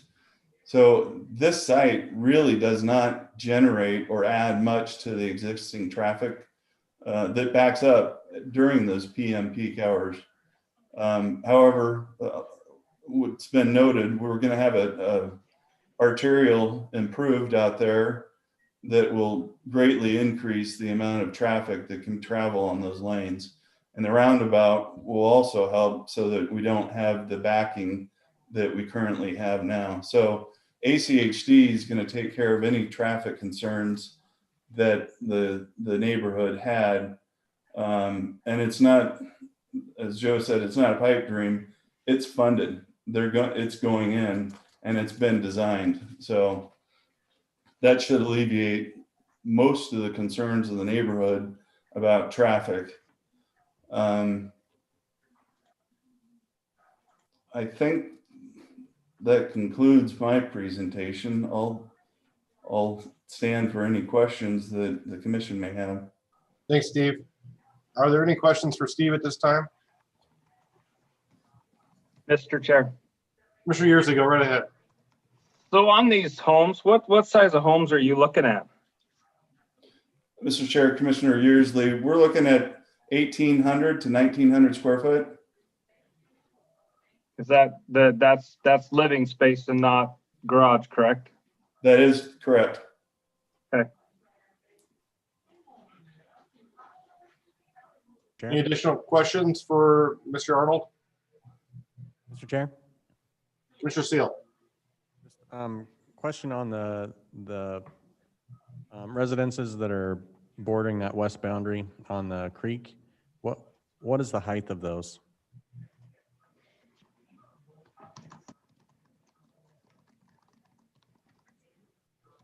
Is that a question for me? Yep, Steve, that was for you, sir. I'm sorry. They're 2-story, and they're in the zone will allow up to 35 feet. Do you have a design size that you know how high they're going to be? I think those elevations that we were showing were roughly 20. They're not, the peaks on those aren't very high. I'm guessing less than 30 feet. Commissioner Seal, do you have a follow-up there, or are you good? Good, thank you. Thank you. Mr. Chair. Mr. Holland. Hey, Steve, so you mentioned you guys are going to fence off the easement line. Is that adjacent to that pathway that's between the creek and the units? That's correct. So just to confirm, the creek won't be accessible by pedestrians. They could just go on the pathway that kind of use the creek, but they're not actually able to use the area that's in that creek area. Is that right? Yeah, so the idea, the staff recommended that we fence it to keep, small children out of the waterway, and we agreed. Okay, thanks, Steve. Mr. Grove, go right ahead. Thanks, Mr. Chair.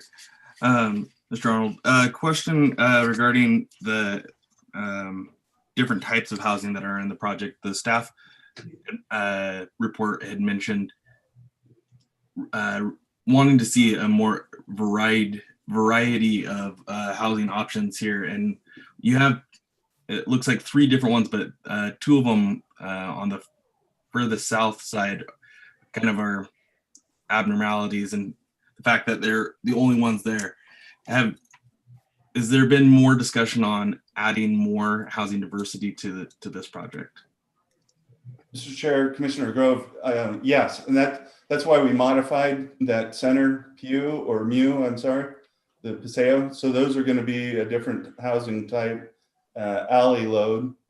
And then when we get, and yeah, we're continuing discussions with staff. One of the conditions that's in this report is that we submit for design review. And at the time that we submit for design review, staff's going to review the housing product type then, and we'll probably have at least 3 or 4 different elevations. So Steve, random question. I think down I guess on this map, it's the east, southeast corner, that triangle that you kind of have those, I don't know, it's a duplex, but it's like a, I don't know, it looks like a drive-through on the initial plat. But as you shift into that mu, would you be, I mean, I know nobody likes to lose lots, but that seems to make sense for some more common area right there. And it just seems like you're shoehorning in additional houses there. Would there be any thought about removing that chunk and making that another open space? Because I think we're limited right now. As we include, if we take out the creek, which I don't think qualifies, and then I know you did some additional work on the mu, and then the piece in the middle with connecting to the creek. But I think that weird triangle it seems like we're adding lots to add lots and not giving folks that are living there some additional space to live. Any thoughts there? Yeah, Mr. Chairman, the 10 Mile Creek, as noted in the staff report, is considered allowable open space and an amenity. Staff, I'll let staff further comment on that, but that in their report, they explained that we've got, I think for this small of a site, I think we've got plenty of open space. I don't believe that really additional open space is needed. Staff recommended that we create additional open space in that mu, and in that 5,000 square foot park there in the center. We've been losing lots on this. We would kind of like to not lose anymore, would be our preference. And the housing type that is there, I mean, we because we had so many changes that we've made, we didn't keep up with the building elevations, and those 2 odd shaped lots that have that townhome on it, those will most likely change a little bit to accommodate a better building type. Okay, thank you. So, Mr. Chair. Yeah, Commissioner. Right, if you're done, I want to go back to those home sizes. You're telling me that they're 1,800 square feet? Mr. Chair, Commissioner Yearsley, that's correct. So help me do the math. So your lots are 2,000 square feet. And if you take out the front of the parking area and a garage, I struggled to see 1,800 square feet. If you could go to frame 11 and show the building footprints. So the garage is not in our calculation. Well, I realize that, but if your lot size is only 2,000 square feet, I still struggle to figure out how you're getting 1,800 square feet.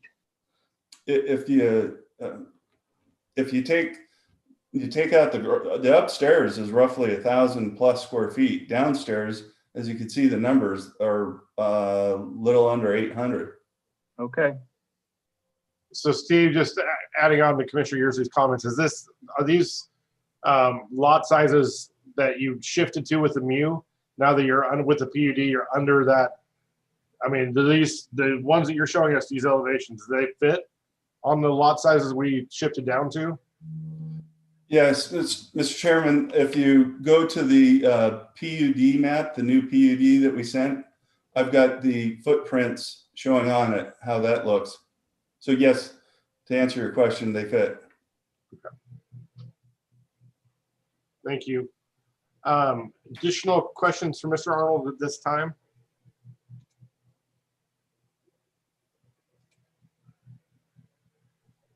Okay, Steve, we'll get back to you and let you close after we take public testimony. That works for you, sir? Perfect. That works for me. Appreciate it.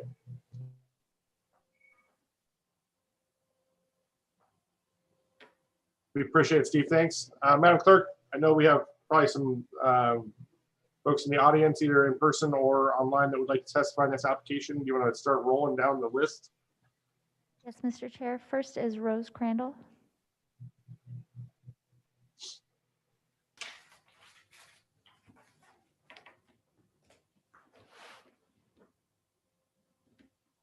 Ready?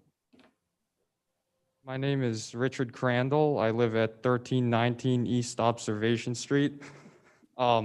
I speak for my whole family. Some of them aren't here, and I think I could speak the best of what we're feeling. I think the whole proposal is, I would highly disagree with it, very much against it. I think it's, first and foremost, more than traffic concerns. I think the biggest concern would be the value of the homes all around it, including our own. The surrounding neighborhoods, obviously, probably no one here would know this, but are a lot nicer than what is being pictured and what is being shown for this new neighborhood with these duplexes or triplexes or whatever they are. So you're talking about a lot of nice neighborhoods with people, families that worked hard to put value into their homes, and actually they're finally starting to see better value in their houses. And then you're gonna put this kind of what appears as very much lower level housing on the corner that is, I think, you know, you could say I'm wrong, but I would bet any money that over time is going to devalue the homes in the surrounding neighborhood. Also, as far as the traffic goes, I know that you're saying that the roundabout plan is already funded and going into place, but it isn't there yet. And I don't think, if you're talking about 2-car garages in these things, that's potentially 2 cars per building or per people that live there. This is like, what would that be? Like at the very least 96 cars that could be leaving at the exact same time, potentially. You never know. I don't think that that roundabout is going to fully alleviate that problem, that issue in the morning. I've driven to work in the morning, so I know. Also, but back to my original point, you know, the value of the homes around there, you could go right across the street. There's a neighborhood with these beautiful stuccoed homes, and the Tuscany neighborhood right behind it are larger, nicer houses. And a lot of these people, you know, they got a lot of value in these homes. And I think that there's going to be a big problem with these duplexes, triplexes, whatever, devaluing the homes in the surrounding area. And I think that's going to be a big problem to a lot of the people who've lived there for a long time. Thank you. Thanks, sir. We appreciate it. Next on the list, Madam Clerk. Mr. Chair, next we have John Pierre Buckner. I'm going to help him with a video that he provided me on YouTube. This is a first for me, so please bear with me. We appreciate it.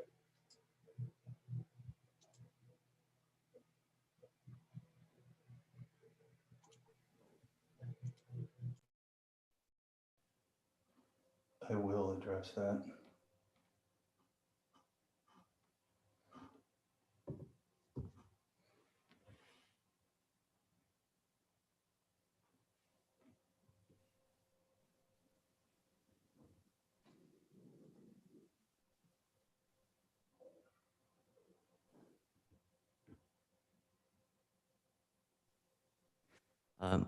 Hello, thank you for having me. My name is Jean-Pierre Buckner. I live in Meridian off of Locust Grove, off of Mona Lisa Street. Please proceed. What you're seeing here is a video taken at the intersection of Victory and Locust Grove. at rush hour traffic on a Tuesday. As you can see with the buildup of vehicles, this is clearly not 2 cars per minute. This video was taken of traffic in all directions at that intersection. I speak for my wife, my family, that we are for growth and we are for development. We're for Idaho and Meridian, but we're for growth that makes sense and is safe and is practical. We strongly oppose this development for primary reasons of increased traffic, increased safety risks, decreased quality of life, and decreased character of our neighborhood. We would like to see a lower density of housing, a revision in this proposal for lower density to meet the current typical zoning of R8. As to traffic, high rush hour traffic in single lane roads, as you can see here. I was here during the hearing for the roundabout, and it was full of people who were opposed in my neighborhood to the roundabout, who do not believe a roundabout will help the situation. You're also looking at traffic that is during a pandemic, when people are at home, they're not at work. And as the pandemic ends, whenever it does, you will see even more traffic than what you're seeing now. And with the addition of a roundabout and 96 vehicles at minimum, as somebody else said, you're going to see a lot more traffic than this. Also, as was discussed earlier, this is an issue of traffic enforcement. This is an issue of density and population. So 2 cars is necessarily more traffic than 1 car. And the 96 cars that are going to be added is going to be a lot more traffic than what you see in the video that I showed. There's also a lot of concerns about safety, especially for our kids. There's kids running about in our streets all the time. It's currently an area where there's relative safety for kids to run about, although it's not always the case. With increased traffic, there will be increased risk to our children getting hurt. Also, with traffic comes increased anxiety and tension that leads to poor decision-making and poor alertness, which leads to more accidents.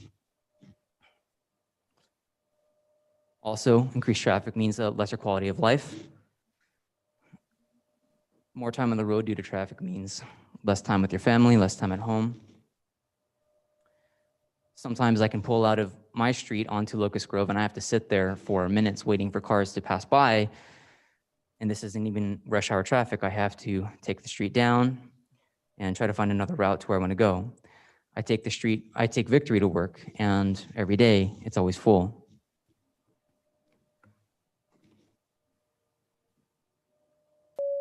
Thank you.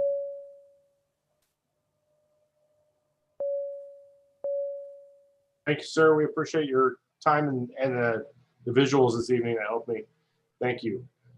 Madam Clerk, next person like to testify. Mr. Chair, we have others that have signed up, but no one else is present in chambers to testify. Okay, if there's anyone online that would like to testify in this application, please raise your hand on the Zoom application. Or Commissioner Seal, is there anyone else in the audience? There's not. Thanks, sir.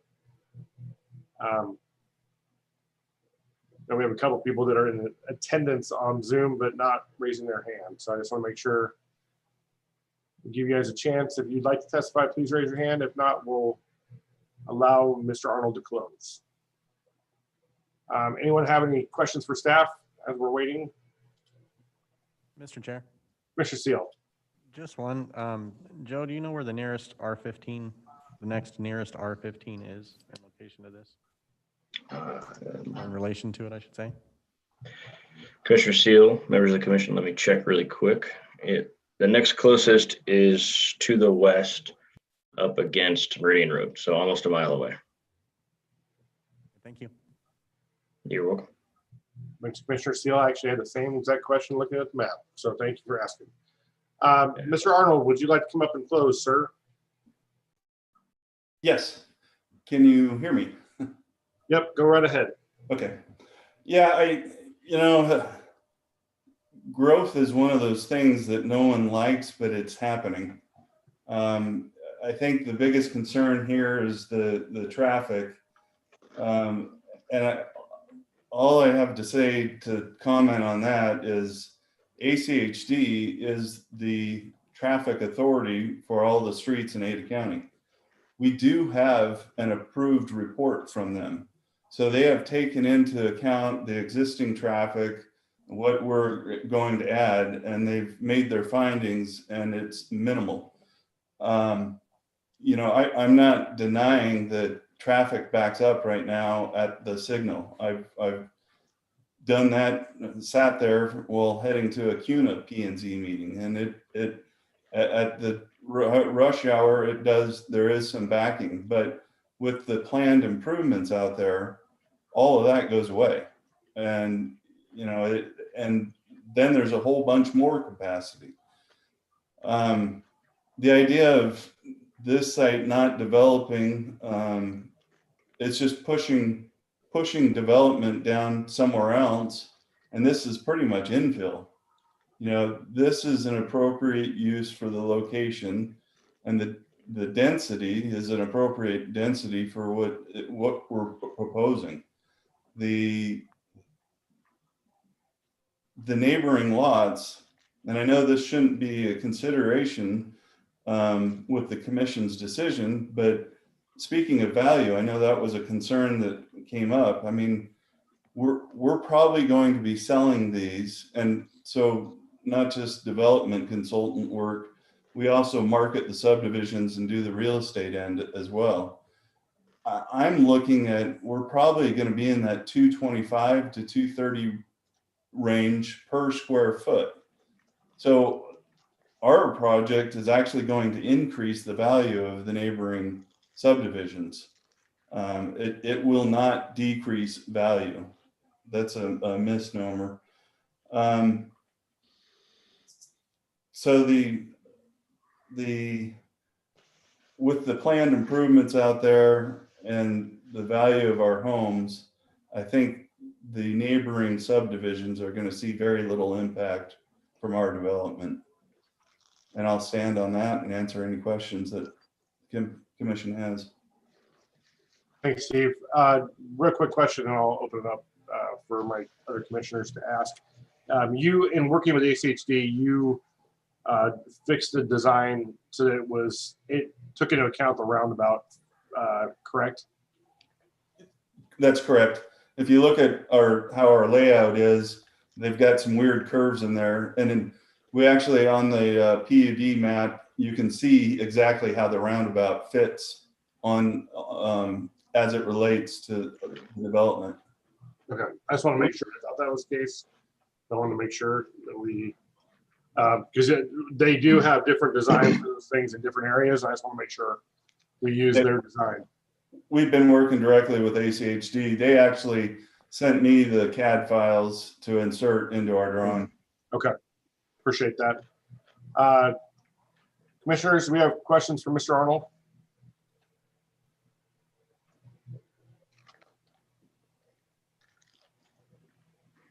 Anyone? Okay, Steve, we appreciate it. Thank you so much. Thank you. Can I get a motion to close the public hearing? Moved. Second.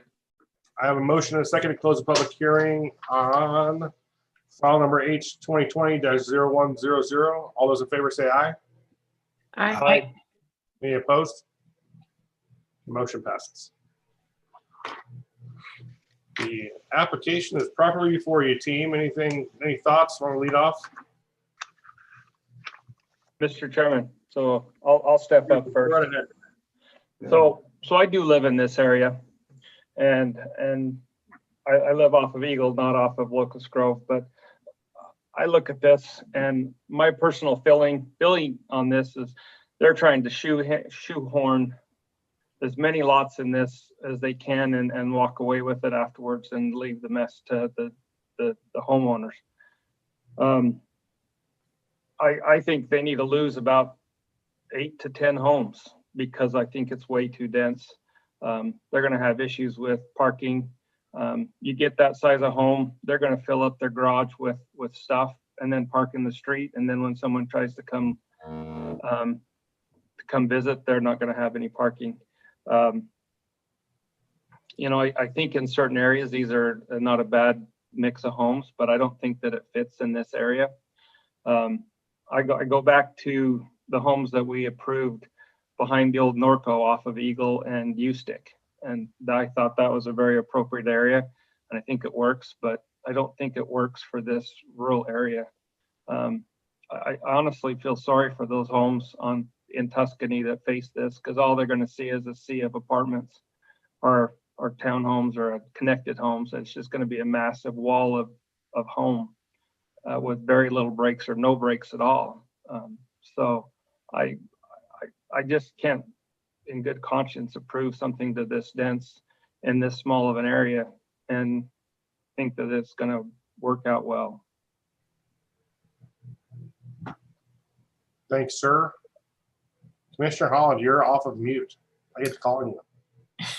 I unmuted so I could say yes to the motion to close the public hearing, but I can go next. I forgot to turn myself back on mute. Well, it's always good to start with the positive, right? So a couple of things that I liked about the project. I like that it's a different type of style product. I think the brick facade looked nice for doing a triplex style. I'm not a big fan of the orange that's on the second rendering that was there, but that's just a personal color palette preference. Come on, the orange is good.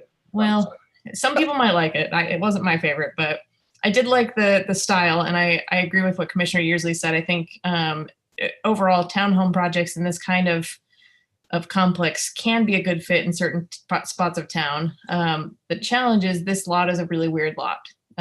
It's a corner shape, which is always really hard to design for.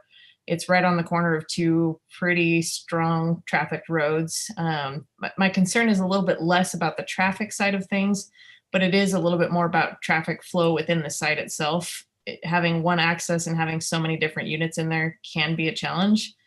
I would probably agree. I'm not opposed to seeing some of these triplex types homes being in here, but I would prefer to see 9 or 10 units less than what's proposed here, and see more open space. With the creek there, I think the creek's always a nice amenity when you can tie it into a project, but that was 2.1 acres of the site is the 10-mile creek. And so if you eliminate that out from the 2.68 acres of qualified open space, we're just at barely over a half acre of open space that's usable for the development. And so that's a challenge for me too. I like the walking paths. I think those are nice. I use walking paths in my neighborhood all the time because I love to go for a walk, and 3/4 of a mile is a great walk. But I would certainly like them to have a little bit more amenities. And if you're fencing off where the 10-mile creek is, it's not really usable open space to me. It's just kind of a nice eye window, and it does provide some buffer and transition from the neighborhood that's next to it. But I would agree. I think it might be a little too much density for this corner, the way that it's laid out currently.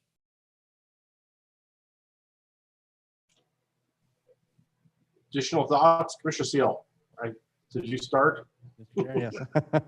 I agree. I appreciate the product for what it is. I mean, it's not my cup of tea, but I know that there is a big demand for a product like this, something that you can live in, not have to have a lawnmower, not have to take care of, any of the amenities and stuff like that.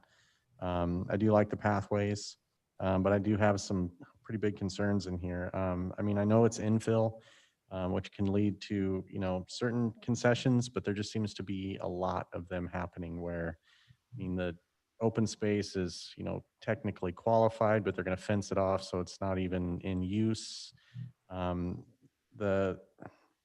The only streets that are going to fit in here are private streets as per ACHD.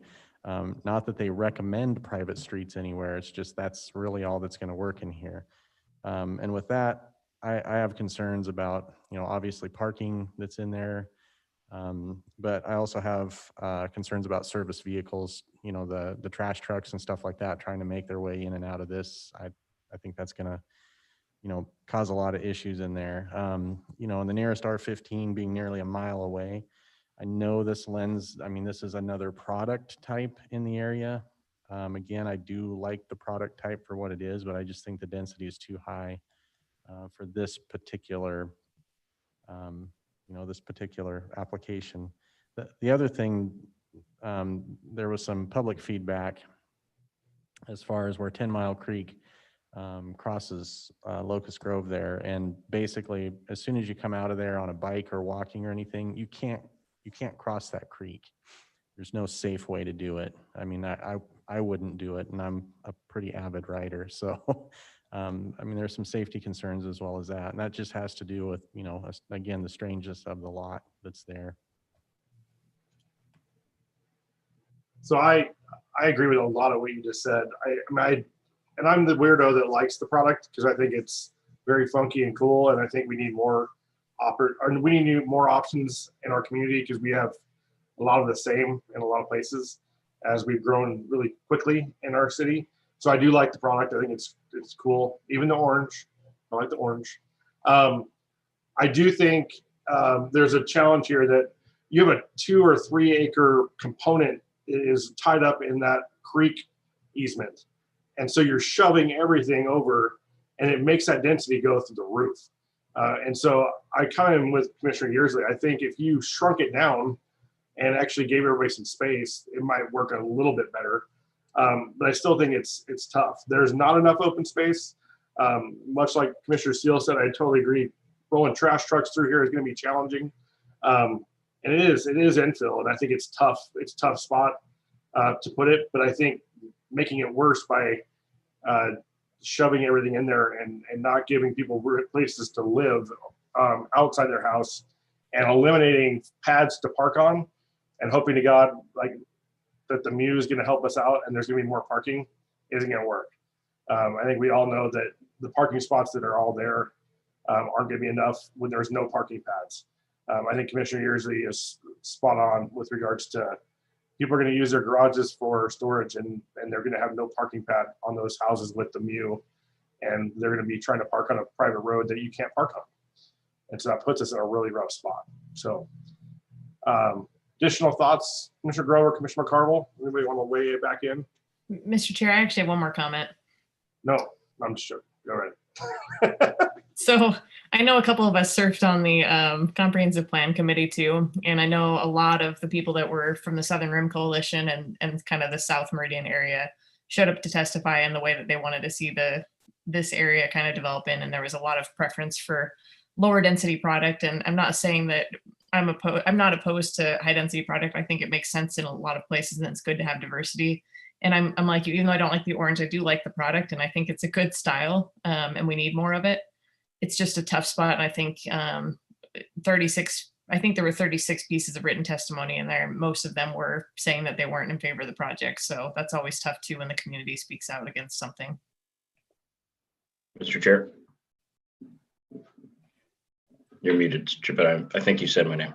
I can't fast enough. Go ahead, Joe. Sorry, I just wanted to clarify something for the commission and public regarding the 10 Mile Creek and open space and all that, since it's come up a few times. I did recommend that it be fenced off. The reason for that is because it is one of the creeks listed in the code, 11-3A6, that it is supposed to be left as natural as possible and be incorporated as an amenity. Because it's a natural creek and they're not really required to beautify it and do a lot of things with it, I found that it was appropriate to fence that off for the safety of pedestrians and kids. I don't know how much water runs through there, but regardless, I know it's got quite a lot of brush and things like that. So where I can understand your concern regarding whether or not it's actually an amenity or not, I just wanted to reiterate why I had put that in there and requested that. It wasn't an attempt to say that this area can't count. I think that pathway along it and being a nice natural creek is one of the best amenities in the proposed development. But I just wanted to clarify that wasn't on the applicant. That was staff's recommendation, and that was why. No, that's good context, Joe. I appreciate it. I still think the easement puts us in a real tough spot. Absolutely. Mr. Chair. Commissioner Grove. All right. I heard your voice first. Okay.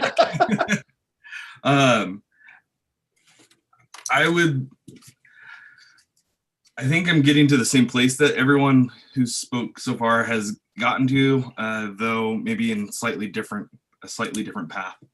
I think that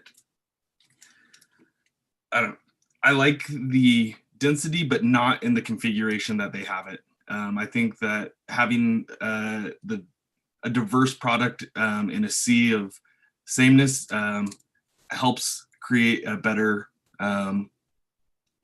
overall community. But I am not a fan of this layout, and I really want to like this project because, like you said, Mr. Chair and Commissioner Holland, I like this, like the product itself, but there's something just really lacking in because it is so isolated from any other neighborhood. This project needs to create its own sense of community and its own sense of like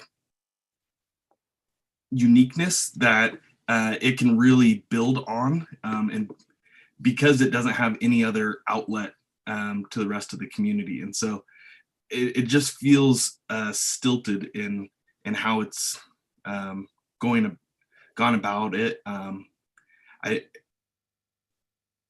I would prefer to have a little bit more options, I guess, within the development from a product standpoint. Pathways are great. I like the fact that there's a lot of connection.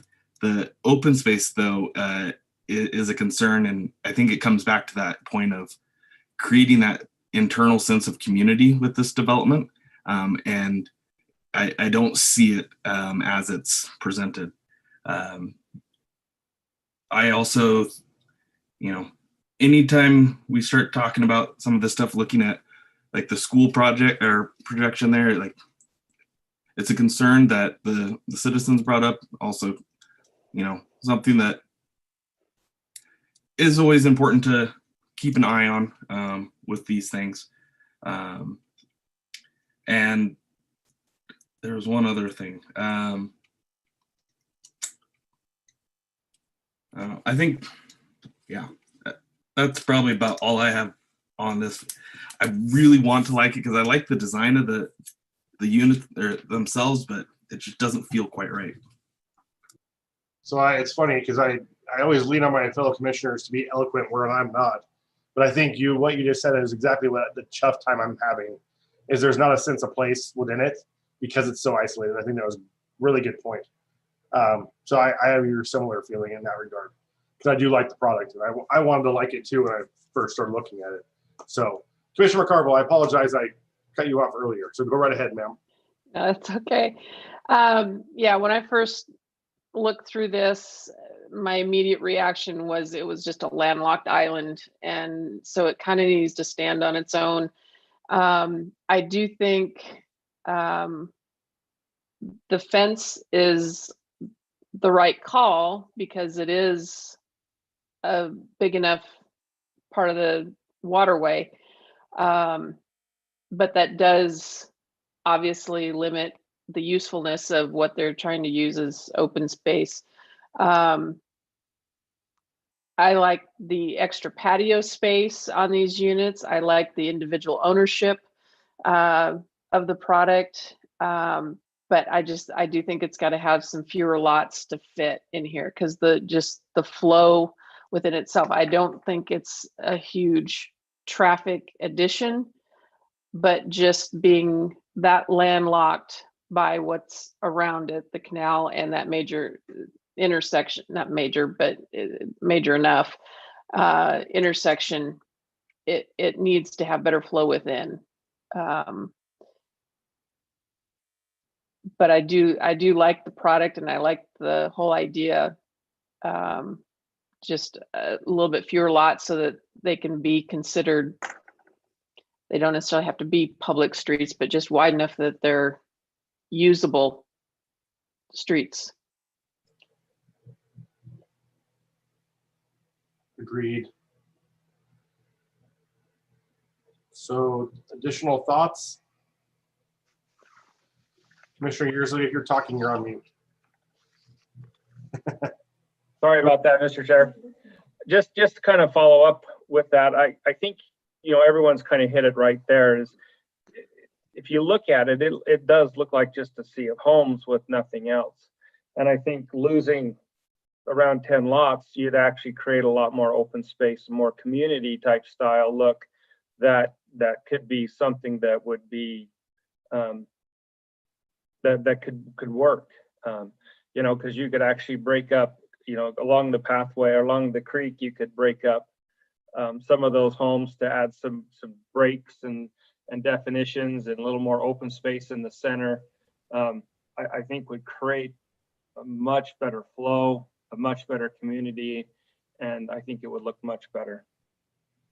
I think you're right, Commissioner Yearsley. Like with the wall, it's a wall plane. I looking at the amount of homes that are there. I think you're right. Those houses on the other side of the creek, even though there's some natural landscaping there, it's going to be a wall plane that they're staring at. Yeah. And I agree, the creek needs to be fenced. We walked along that creek within our subdivision, and it flows fast enough, and there's just enough issues with it that having it fenced is a huge safety issue if it's not. Commissioner Grove?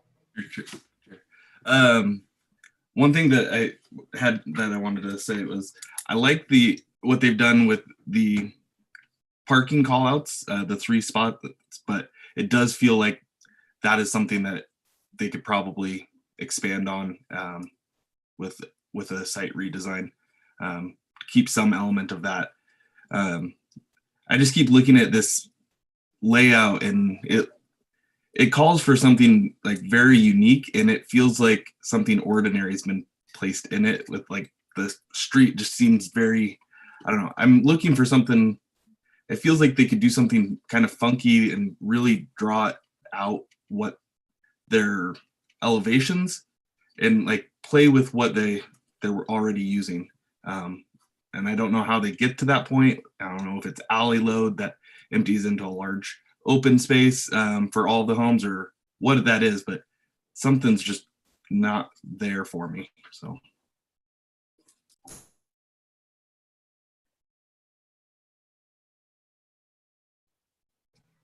Additional comments?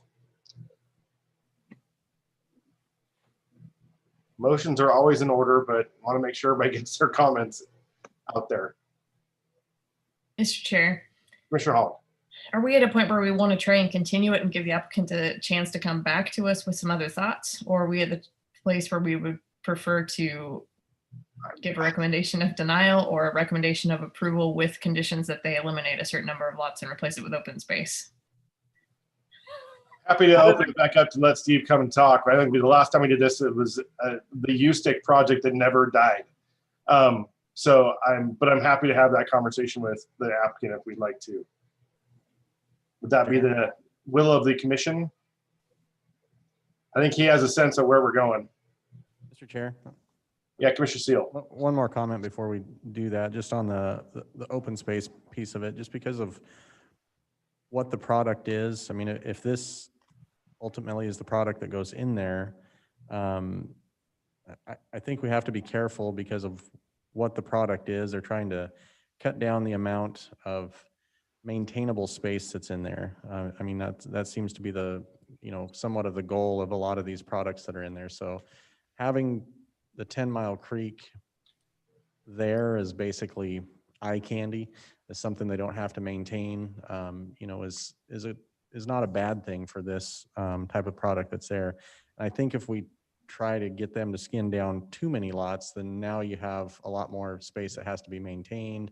They're already, the HOA is already paying for the private roads. They're already paying to, for the maintenance of all the paths, so on and so forth. So I think,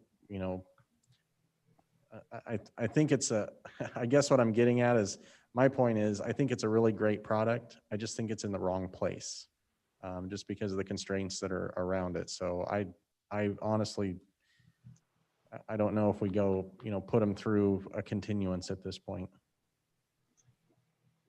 I understand what you're saying.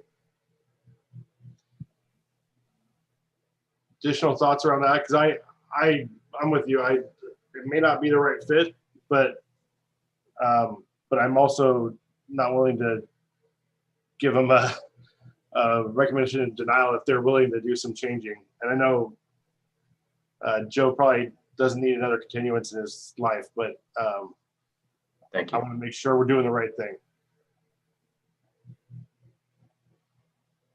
Additional thoughts? Would you like to hear from the applicant, or would we like to move forward? Mr. Chair, Mr. Parsons. how you doing this evening?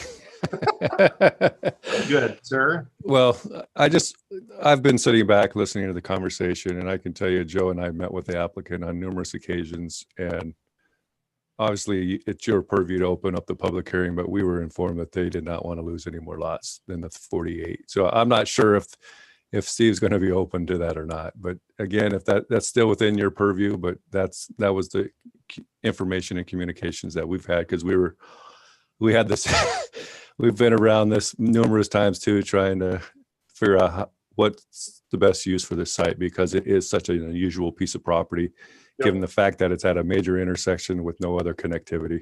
It is a kind of, I'm going to quote Commissioner Grove, it needs a unique project here. And that's what the PUD process is for. No, and I give you and Joe a huge amount of credit, because I think the MU concept is a great one. I think bringing that into it is great. I also think it brings with it other issues on a limited space project like this. So.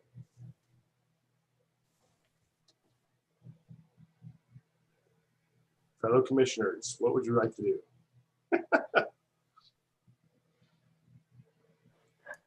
You know, I think given what Bill's comment was, is I wonder if we just recommend denial and move forward. I think, yeah. I mean, I'm always willing to hear things out, but I think we got to sense that just from the initial comment on the two lots up front, that may not be where they want to go. So, yep. Mr. Chair, or go ahead, No, Lisa. I was just going to echo what you said. I think that we have the ability to recommend denial, but if they decide to go back and kind of reconfigure some things, they could certainly do that and provide some alternative layouts to council to consider. or we get it back in a remaining. Or we get it back. So, yeah. Commissioner Yearsley, go right ahead, sir. After considering all staff, applicant, and public testimony, I move to recommend denial to City Council of file number H 2020-0100 as presented in the hearing for December 3rd, 2020, for the following reasons. The site is too dense, or the density is too dense for the area, and it just doesn't fit the site.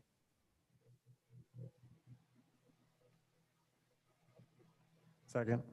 I have a motion and a second to recommend denial of file number H 2020-0100. Any further comments? Okay. All those in favor say aye. Aye. Aye. Any opposed? The motion passes. Team, we have one more motion before we run away. Here. I move we adjourn. Second. I have a motion and a second to adjourn. All those in favor say aye. Aye. Aye. Any opposed? Yay, motion passes. Thank you all. Thank you, Commission.